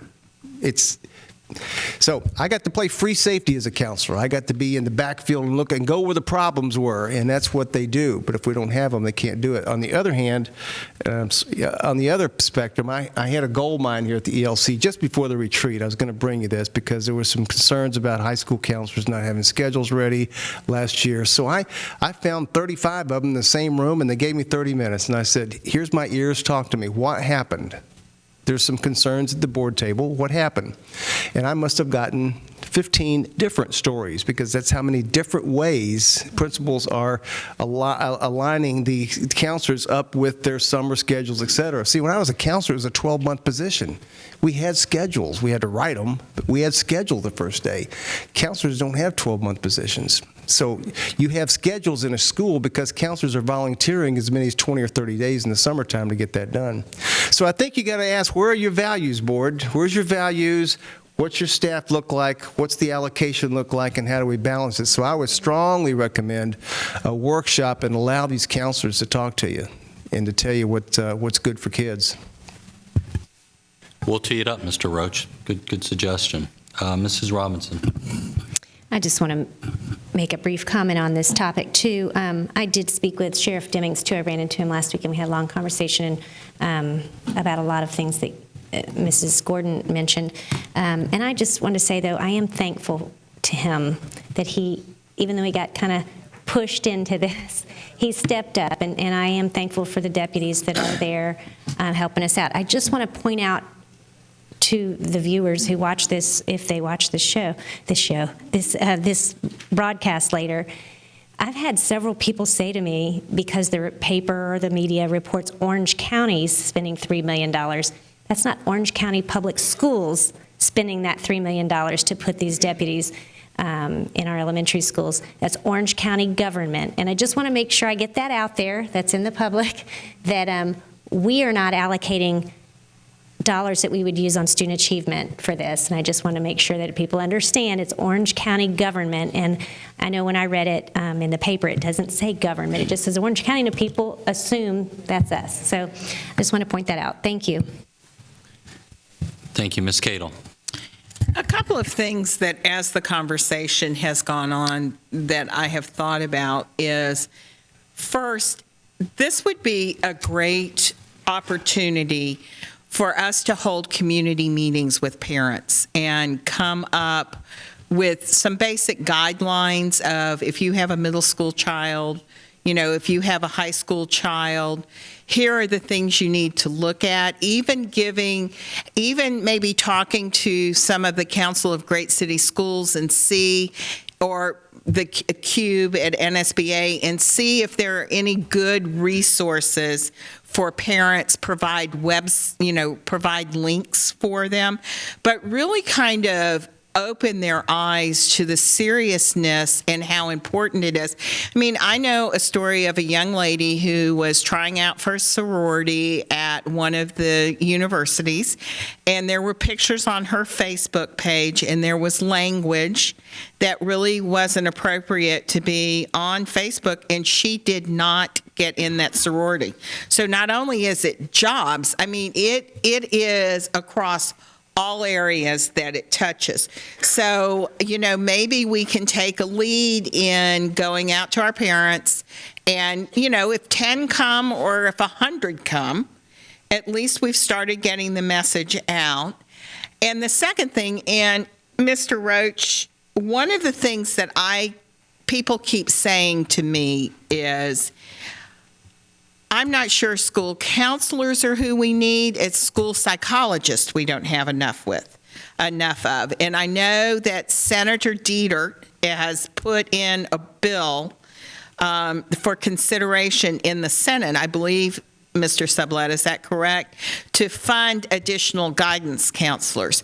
But I think we have to figure out how many school psychologists do you need to be able to deal with these mental health issues. In my opinion, maybe it's a combination, and probably the biggest comment that I have heard was, we really ought to be funding school psychologists. We don't have enough of those. So I would love to hear in the conversation where, do we need more school psychologists? Is it really that we need more guidance counselors? I don't know the answer to it, but I can tell you that probably 10 people have said to me in my travels recently, we need to be talking about school psychologists also. So I think it's a very complex, very, very complex issue to figure out. But I think we need to look at all of those components. Thank you. Well, I want to thank the board. All those comments really were very, very helpful. I have one question, and then I want to make a comment myself. I recently became aware, and even the way I'm saying it, I wish I'd known before, that we do have a school hotline already. I do think that part of this, one of the things that I would like us to discuss a little bit more is how do we promote that hotline a little bit more. Now, I'm very aware of the fact that if we promote that hotline more, it may lead to an influx of calls in the beginning. But at the same time, I think it would send a loud, resounding message to our parents and to our community that here's a resource to call if you see something, if your child is concerned about a fellow student, if they're concerned about the mental status. Because, to be very candid, anybody who sits on this board knows, and unbeknownst to the public, and I'll just say it, but we deal with probably one situation a month, and that's speaking conservatively. And on the time I've been on the board, the last 2 years, every one of those situations has been averted because another student has reported the person, or because a parent has become concerned, or a teacher has become concerned. So one of the things I would like to see us do is somehow find out a way to promote that hotline more, whether through a Connect Orange, whether through word getting out. We also, along the lines of the social media use, I always feel like we underutilize a little bit our closed-circuit TV announcement systems in all our schools. And to me, nothing would be more effective than for us to tape some messages down here and require all of our schools, middle school and up perhaps, to play them at our high schools to talk about the use of social media and the code of student conduct and what is prohibited. I think that word does need to get out. Leaving that for a moment, I teed up tonight, and I want to thank you, Superintendent, for the excellent overview and summary, because to be honest with you all board members, I've been flying a little bit solo by necessity because of the break, and this is the first board meeting that we've had since all this happened and the tragedy at Newtown occurred. And it's been very frustrating in a lot of ways, and frankly, this has been incredibly helpful to me because you've given me an indication, frankly, not just consensus, but unanimous on this board as to the direction we need to go. I had a constituent say something to me I want to share with you, and it really frustrated me because he said, you know, it's coming across as if it's just about the money or the dollars. And I said to that constituent, and I want to say it here on camera if anybody does watch these telecasts, that this board, and I emphasize to them, we would spend anything necessary to protect our children. It has nothing to do with the money. It has to do with putting into place the most effective security plans that we can have in place. And there is no empirical evidence that I'm aware of whatsoever that having a full-time, highly trained law enforcement officer who could probably be doing great good to a community and preventing crime being out on the street, that individual will have any deterrent effect sitting in a elementary school of 700 4 to 11-year-olds. One of the things I said to the media last week is, guys, I need you all to start asking what exactly is a highly trained law enforcement officer going to do 5 days a week, 8 hours a day with 600 to 700 4 to 11-year-olds all day? And is that really a deterrent effect? I don't think that it is. The other thing that's pained me about all this, and I will share with you what's coming up, is I have a meeting scheduled. And I would ask not that any of y'all attend because then we have to notice it and do it in the sunshine. But we have a meeting scheduled in the next week or two with Mayor Jacobs and Sheriff Demings and a representative, Mayor Brune of the Council of Mayors. And one of the points I'm going to make, I made it earlier at the pre-agenda meeting, but I do want to say it again publicly in this meeting, is right now we have a school system that, according to our parent surveys for the last number of years, close to 80% of our parents perceive that their child is safe while at an Orange County public school. And by the way, the 20% that is not in that 80%, they don't perceive it as unsafe. They are neutral on that particular survey question. That's a number that's off the charts. I also want to emphasize that it's been said by a number of you that nothing has happened in Orange County. And I think, unfortunately, because what some of our government partners have done, and what they did, I think, was a very well-intentioned reaction. But because of their well-intentioned reaction, but perhaps poorly thought out reaction, we are picking up the pieces and cleaning up the mess and the fallout from that. Questions that are very valid questions, such as, well, why are you doing this for county schools and not city schools? Questions like, well, what are you going to do when the funding runs out? Questions like, well, why aren't you, the fundamental question, making our schools safer when, again, there's nothing that's happened at Orange County Public Schools. Now, I'm always careful to say, when I talk to folks, and I know I speak for all of us and everybody in this room who's with us in this regard, we are one mentally deranged individual away from a similar tragedy. But that's true of the more than 10,000 school districts in America. That's true of every mall. That's true of every theme park. That's true of every large grocery store, anywhere where people gather in large numbers. And we're not unique. But one of the things that's come out of this is, and I don't think it was done intentionally, I really do think that what led to much of this is well-intentioned, but it's created this impression that somehow our schools are not safe. And forgive me for pontificating a little bit here or going on, but there is nothing to indicate that our schools are any less safe than any other school in this country or any less school in the state of Florida. And it is very frustrating that we are the focal point of all this. The other thing I keep saying to the media is, listen, you know, y'all, we're one school district out of 67. And oh, by the way, we're one school district out of about 8 in your coverage area. Okay, and I know why you're talking about us, because it's something that was done by, not by us, but by a partner of ours that was frankly done with very little consultation, no consultation, to be honest with you, at all, and that we were willing to accept because it provided some measure of comfort and security at a time when the whole nation was shaken by a terrible national tragedy.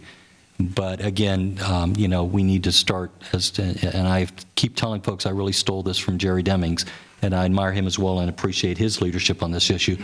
Everybody just needs to calm down a little bit on this, and that's exactly what Jerry was quoted as saying. And I want you all to know he's been a wonderful partner in this endeavor. He held a press conference the day of the shooting. He included me in that press conference. I think it was very well perceived.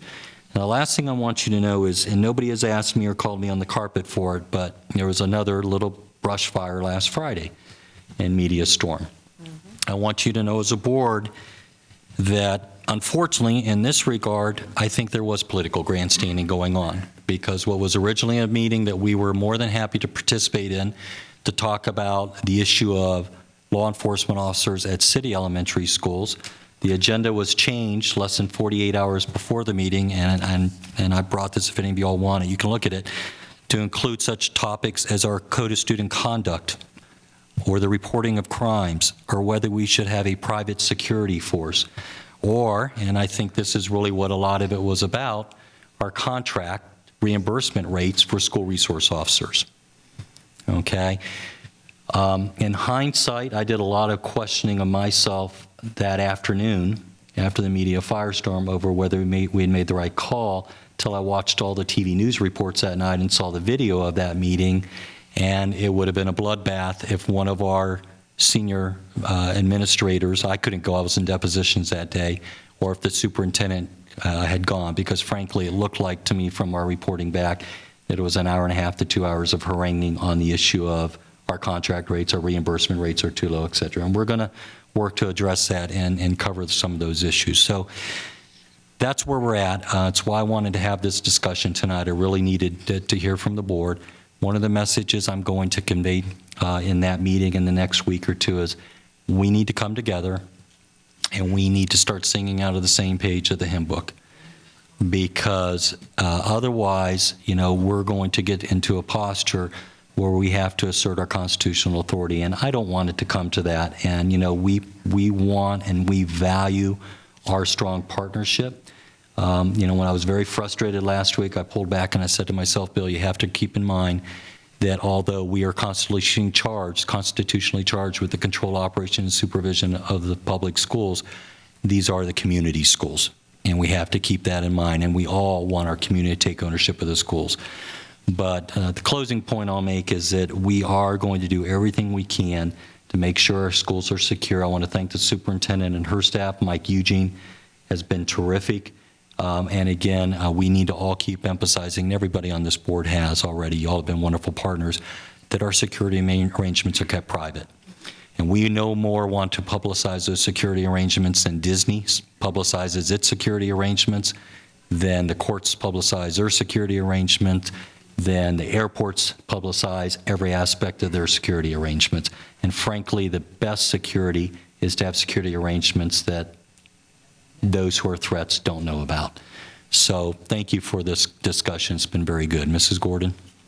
Well, wonderful. I really wanted to just acknowledge you with the hotline, because I remember when I got on this board, there was the Stop Bad Things from Happening, Speak Out hotline, and it went along with the zero tolerance, and we did get the students. So for you to bring that up, I think that's amazing. I think we all not getting comfortable, but we, with Rick Harris and that safety team, I think they were always giving us reports.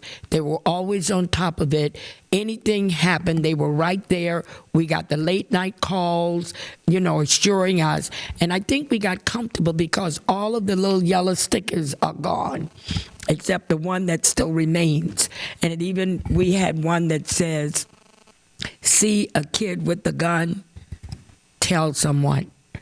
And then the other one was Stop Bad Things from Happening, and it was a speak out line. So I looked over at Eileen and I said, dial the number and let's see who's on the other end. So it would be interesting to see why we stopped our campaigning on that. And I don't know if we got comfortable, but I am so glad none of us really thought of it, and you thought about it.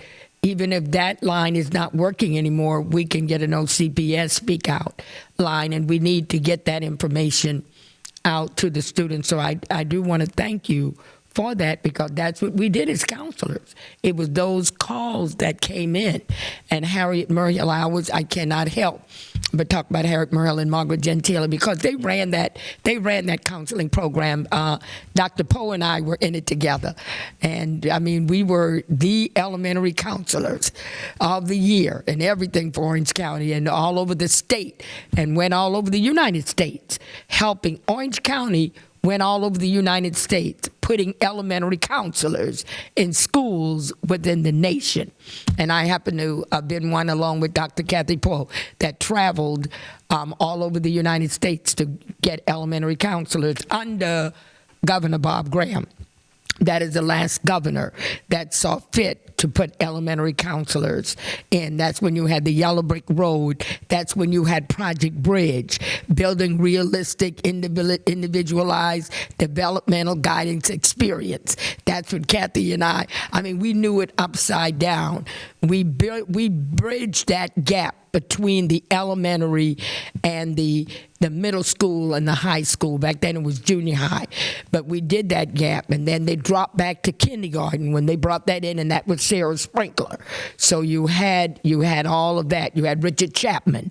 Those were the people that ran that program. And when the money died up in Tallahassee, all of your guidance programs died. We were putting one counselor to so many, 250, and then it was 500. And sometime we had Doris Jackson and Cheryl Soriano at Wheatley. You had Wayne and Kat Gordon at Apopka. We were the guidance counselors at Apopka. I was the guidance counselor at Dream Lake.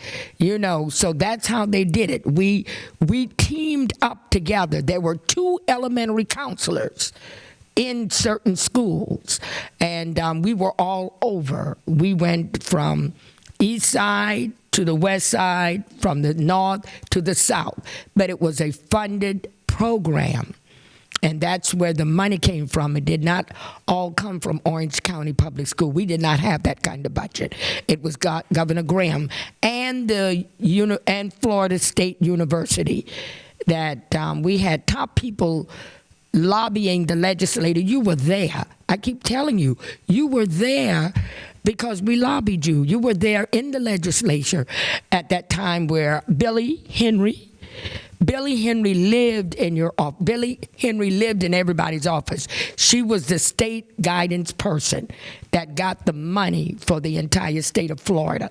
And we were able to use that money and extend out. So that's where it was, and we thank you for that. So I want to thank you for asking us to create. We don't have one. I have not seen a speak out line since I've been on this board, except in 2000. And that was very popular because staff was pushing the zero tolerance on it. I know Katie Adams and Rick and Bill Spoon, they were pushing, kind of playing with zero tolerance. And that's when they had all the kids calling. And as I look at cases that we have coming before us all year long, most kids are trying to tell someone, they always write it on the paper.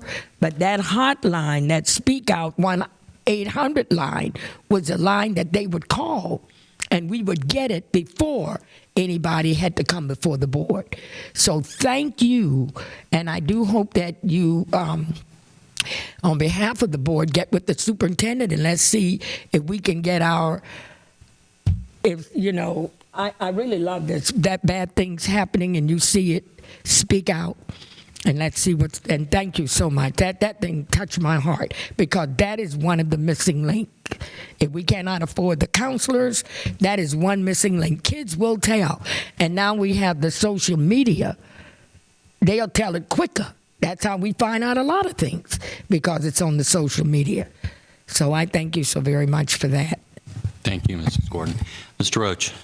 A short comment, one of those for what it's worth comments, and based on the Sandy Hook situation. But, I think, honestly, just my opinion, when something like that happens and we're in leadership positions, I think the public just wants you to do something. I was on this board when 9/11 hit, and we as a community felt like we were under attack. People were thinking Disney World, where are they going to hit next? And so the school board, of course, thinks of its children. So we immediately, without any hesitation, put in a practice that ended up, we had to pull back about 4 months later. It wasn't effective. It was a name tag situation. We required all kids to wear a name. We didn't even think about the kids that actually shot the kids were on the school campus already. But nevertheless, I think it makes people feel good for a while. So when this happened and Teresa and Jerry stood up, I was happy about it. I thought, hey, I'm proud of them for doing that. I think as you begin to think about it and you get to talk about it and calm down, then you realize, okay, maybe it was knee-jerk, maybe it wasn't. It didn't cover the county schools.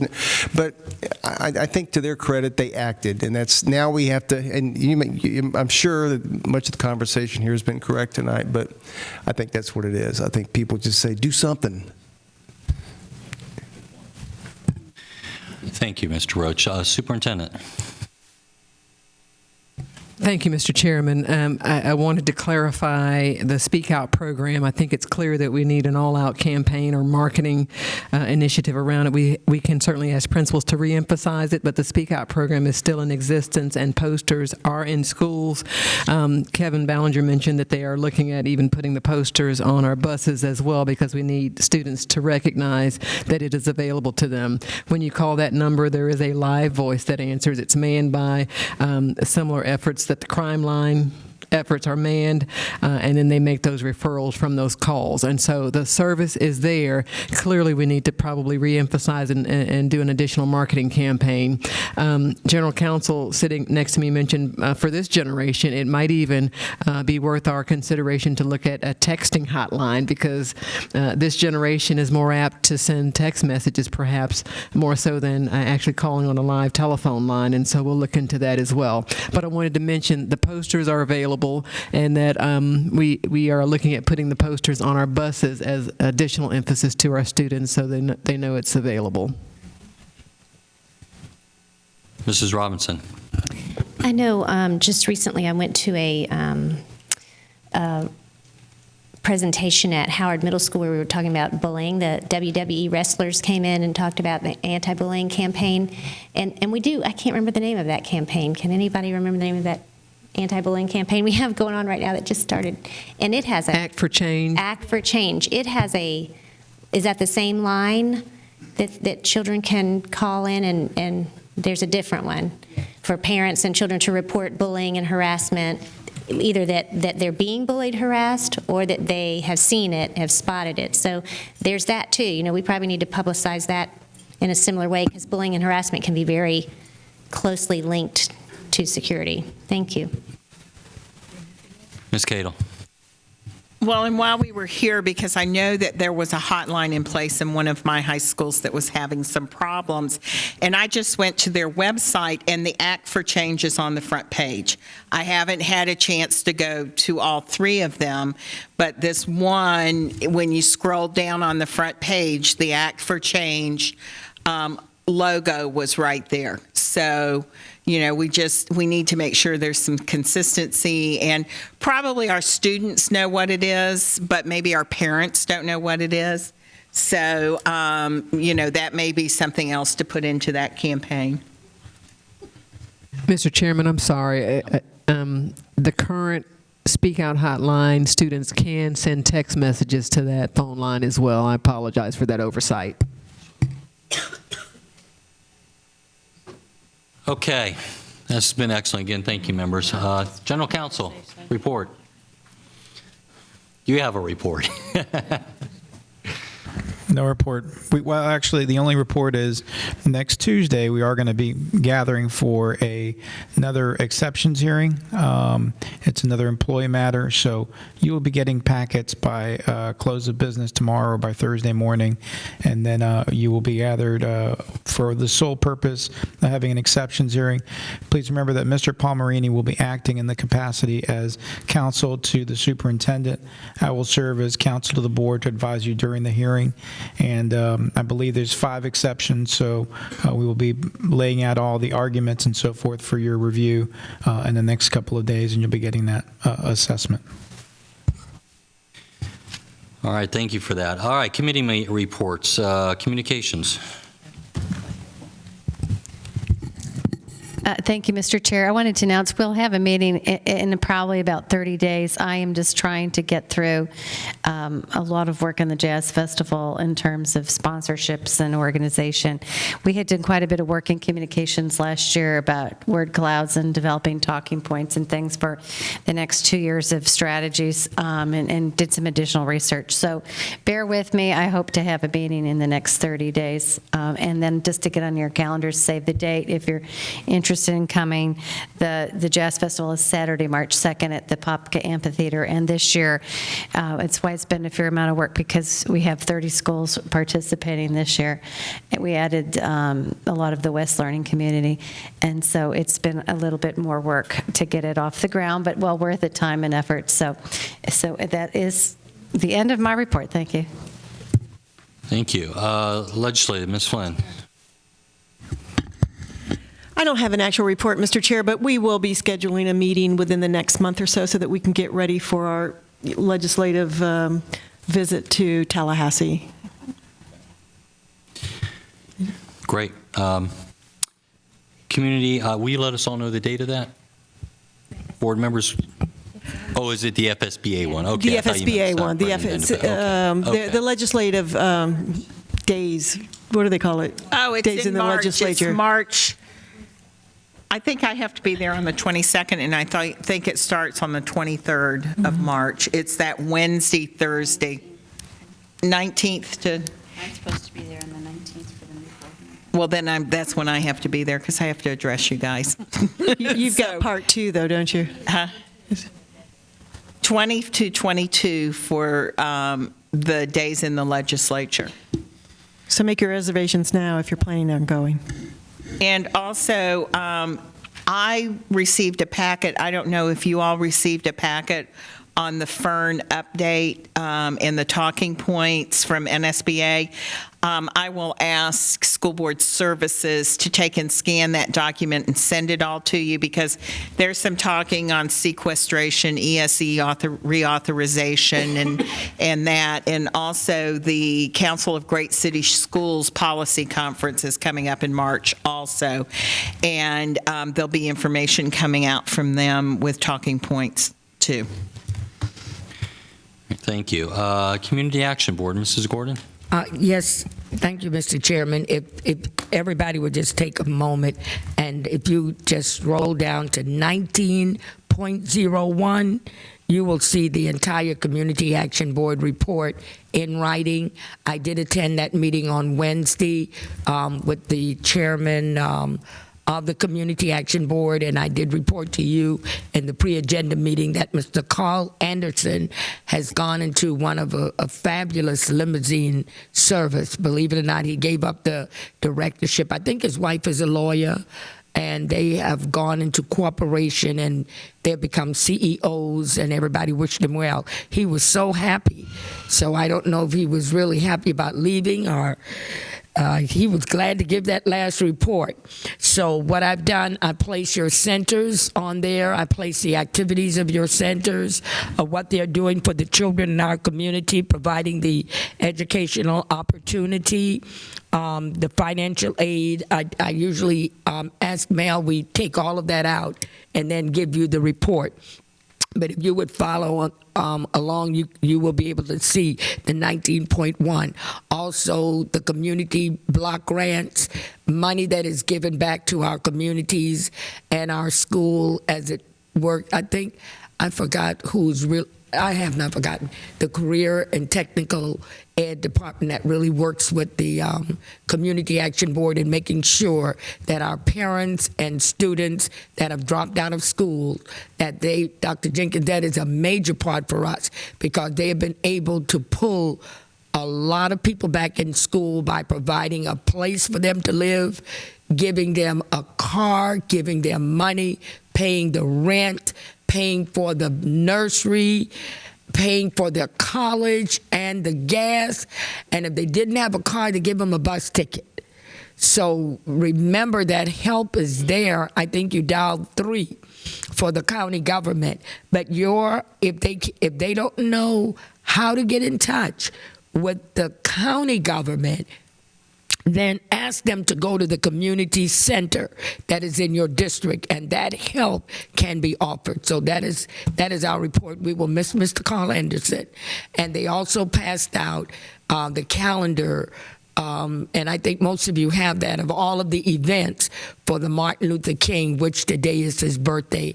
And I had an opportunity to march with Dr. Martin Luther King and spent 30 days in jail at South Carolina State for the Freedom March, and also we lost 3 students during the Orangeburg Massacre. I admonish you to go online and type in Orangeburg, South Carolina State University, and you will see the commemorative photo and pictures of the 3 students. One was a high school student that we lost way before the Kent State, and none of the people have ever been persecuted for it, but it all started with the Martin Luther King coming to Claflin College in Orangeburg and coming to South Carolina State, asking us to march after we left Birmingham, Alabama, where the children had marched and they were beaten with hose and torn up by the dogs, and he didn't want to use elementary kids anymore. And a lot of people don't know that story, that Martin Luther King began marching with elementary children. And they were so brutally beaten that he came to the colleges, the black universities and colleges, and asked us to march. And it caused quite a bit of fit with the families, because most of us, that was the first time anybody in our family had ever gone to college. So our parents did not want us involved, but everybody on the campus pretty much got involved. And today is his birthday, and today is my first grandson's birthday. So happy birthday, Martin Luther King. Thank you, Mrs. Gordon. Quick PSP report. We had a wonderful, I just want to report back to you, and I want to thank Ms. Flynn for being there this morning, focus group meeting where we invited Nancy Gadesco from Disney, David Odahowski, Harvey Massey, Deb Watson, who else was there? Magic. Linda Landman Gonzalez, and Debbie Diane Odell, formerly Diane Young, from Universal, to give us to do a focus group with us on the PSB. And I have to tell you, it was absolutely phenomenal. I mean, we had so much great input. For what it's worth, the one thing that I just took a lot of satisfaction of, because of all the hard work our staff has put into it, is the format and the layout of the report and the presentation. They thought was just a home run. It was terrific. But they gave us some great insights and advice too. They gave us some great talking points. They gave us some great guidance, and really it was a terrific session. So wanted to report to you all on that. Not yet. All right, we're discussion by board members, future work sessions. Mrs. Robinson. Okay, I had the opportunity to go to an event last Monday night at the CTA. They hosted newly elected officials, and I guess I got invited since I got newly reelected. And so they actually got the newbies in there that are joining the House and the Senate up at in Tallahassee, and their whole topic was to discuss Senate Bill 736 and educate these new people. And there were, Darren Soto was there and David Simmons was there, who have been in the legislature, so they weren't new, but to educate them on Senate Bill 736 and how it affects the classroom, how Senate Bill 7, the topic was not to repeal it, the topic was not to do away with it, the topic was to just explain to them what the practical implications were. And so during that, there was obviously lots of conversation, and all the teachers that were there weren't from Orange County. There were a couple other counties represented also.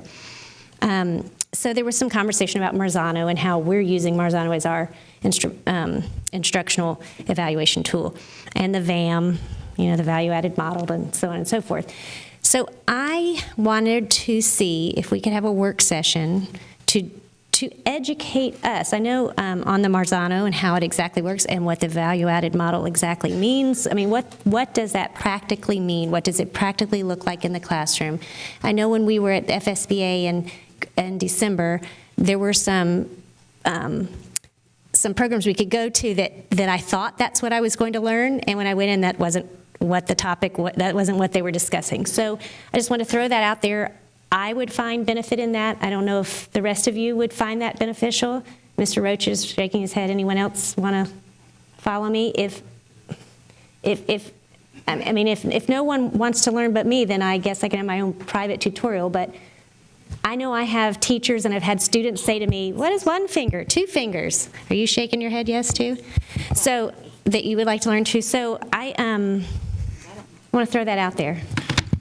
Board members, Mr. Roach, I know you punched your button. You want to comment on that?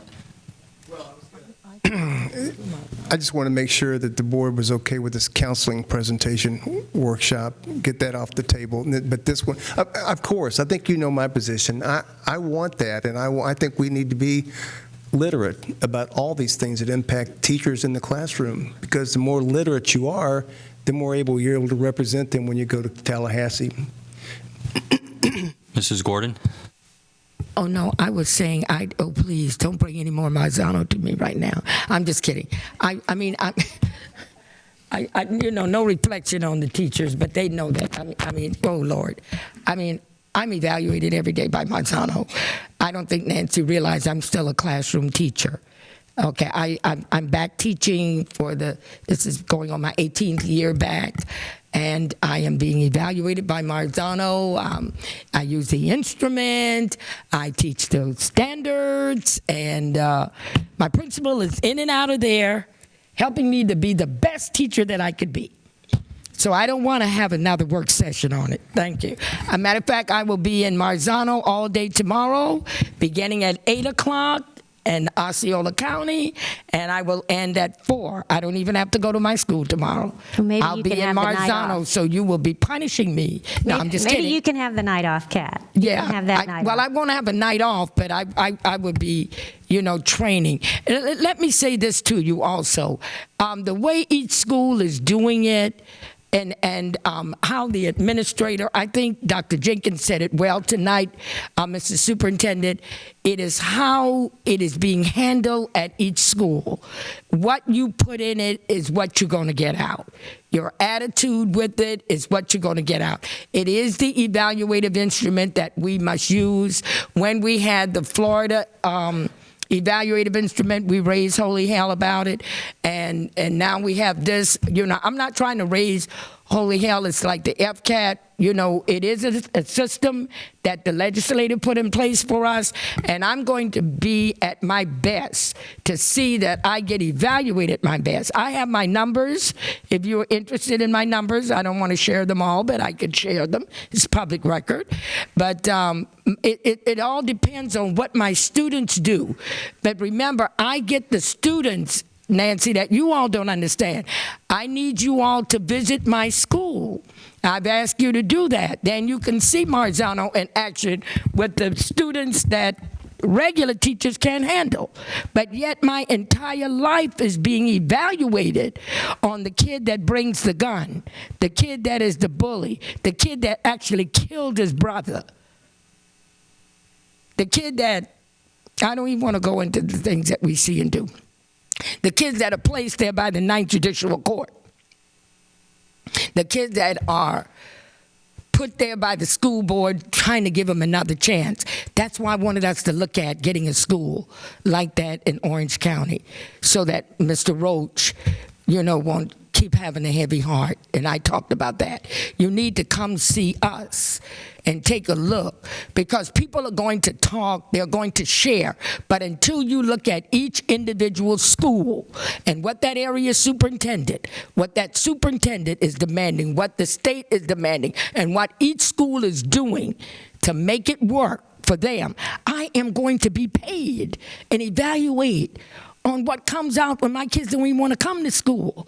I have to make them want to be there every morning at 6:45 a.m. every day. So, no ma'am, I'm going to cancel on you on that one, and I'm going to ask you to come and join me at 6:30 any morning, and I would like this board to follow us through so we can look at alternative schools for our children that will keep them in the mainstream, that they will be able to graduate from an Orange County public school once they have violated a level 4. Thank you. Thank you, Mrs. Gordon.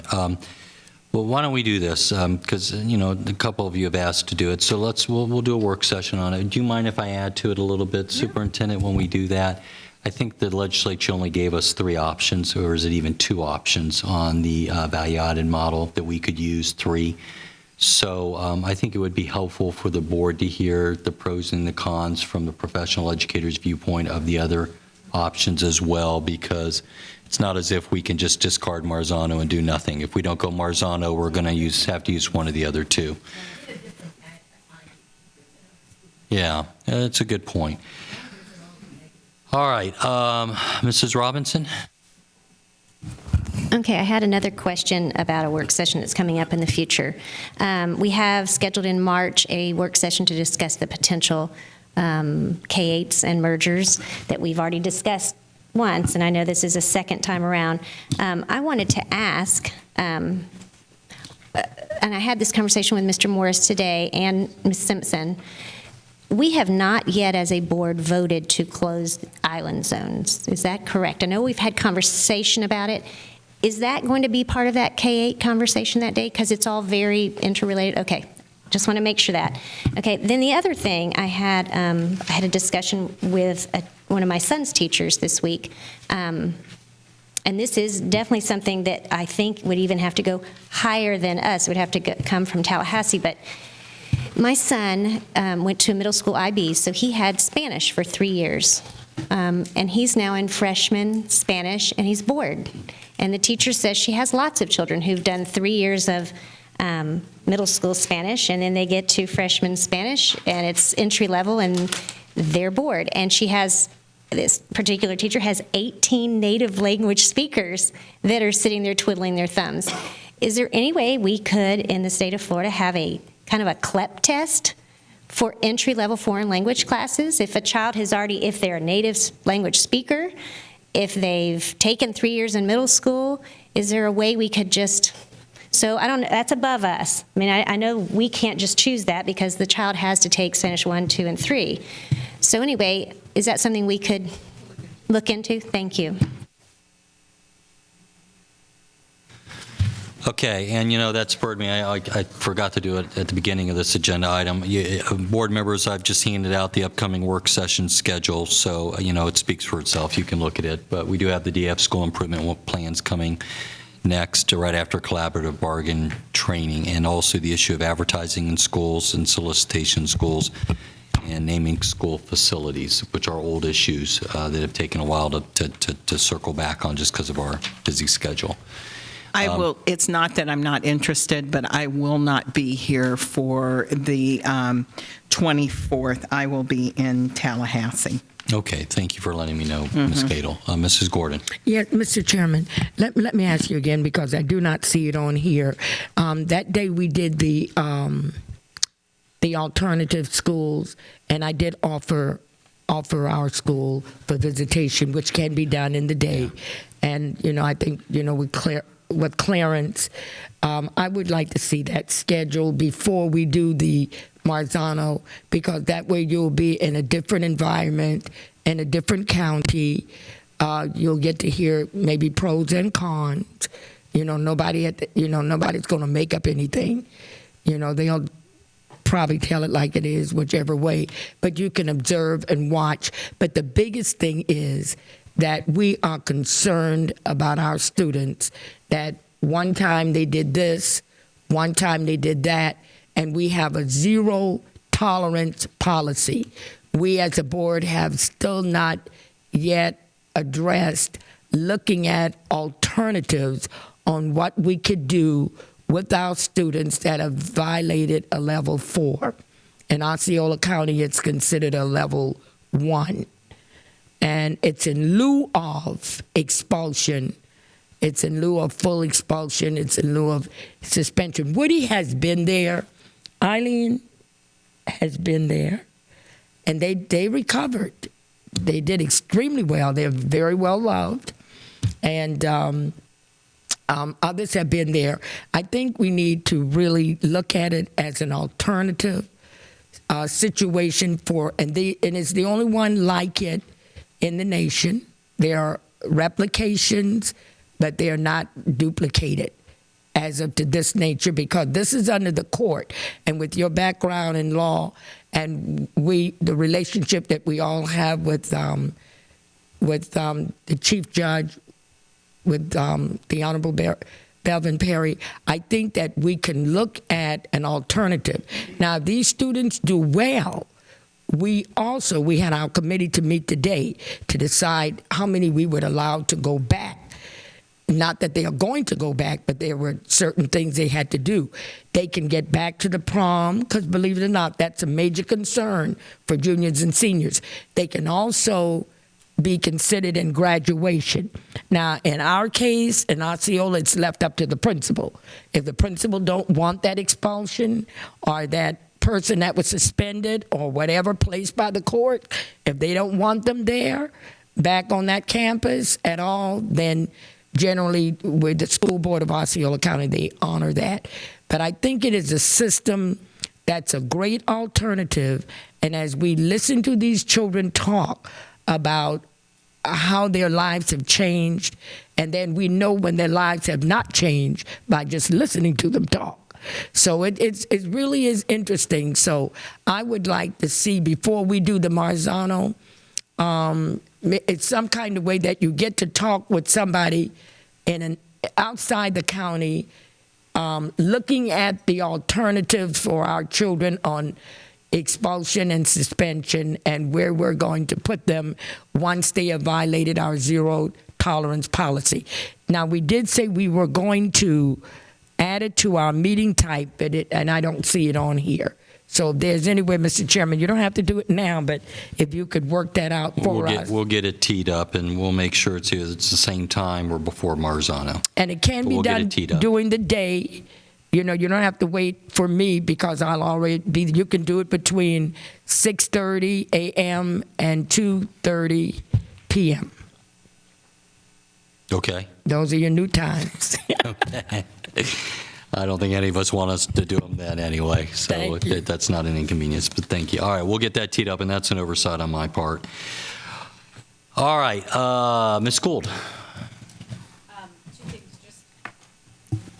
Two things on the clarification of the guidance counselor. If we could also add the mental health services that we currently have to that. Sorry, I think I hit my button wrong. It does go hand in hand, because we have some mental health services already on campuses, and it would be good to know why we choose those versus other campuses. And secondly, there's a work session coming up on March 19th, and I'm not sure with the protocol for this, so if I'm out of line, sorry, but on March 19th, both Ms. Cadle and I will be in Tallahassee for the new FSBA reception for the legislators and new board members. And the customer service component in particular on that, I would like to be able to participate in the conversation. Is it possible to move that? Definitely. Okay. Yeah. Thank you. Okay, anybody else who are not here on March 19th? Because we'll just reschedule the whole work session if that's the case. March 19th, all right, well, we'll move March 19th altogether. Okay. That's on customer service, Kate, and district teacher tutoring follow-up. Those are all 3 follow-up work sessions. I will share with you, board members, that, and I don't want to bog us down in discussion right now, so forgive me for that, but just let me point out one thing that I think a number of you know. We do need, though, to make some decisions on K-8.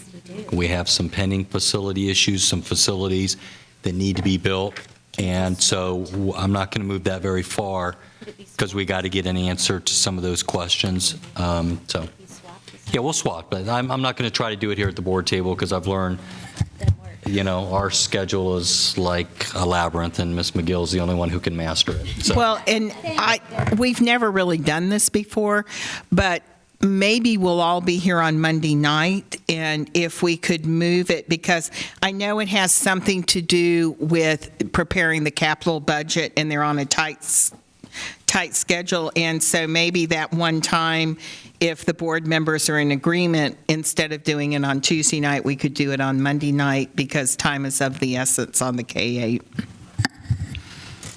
Okay, we'll explore that. Thank you. Good suggestion.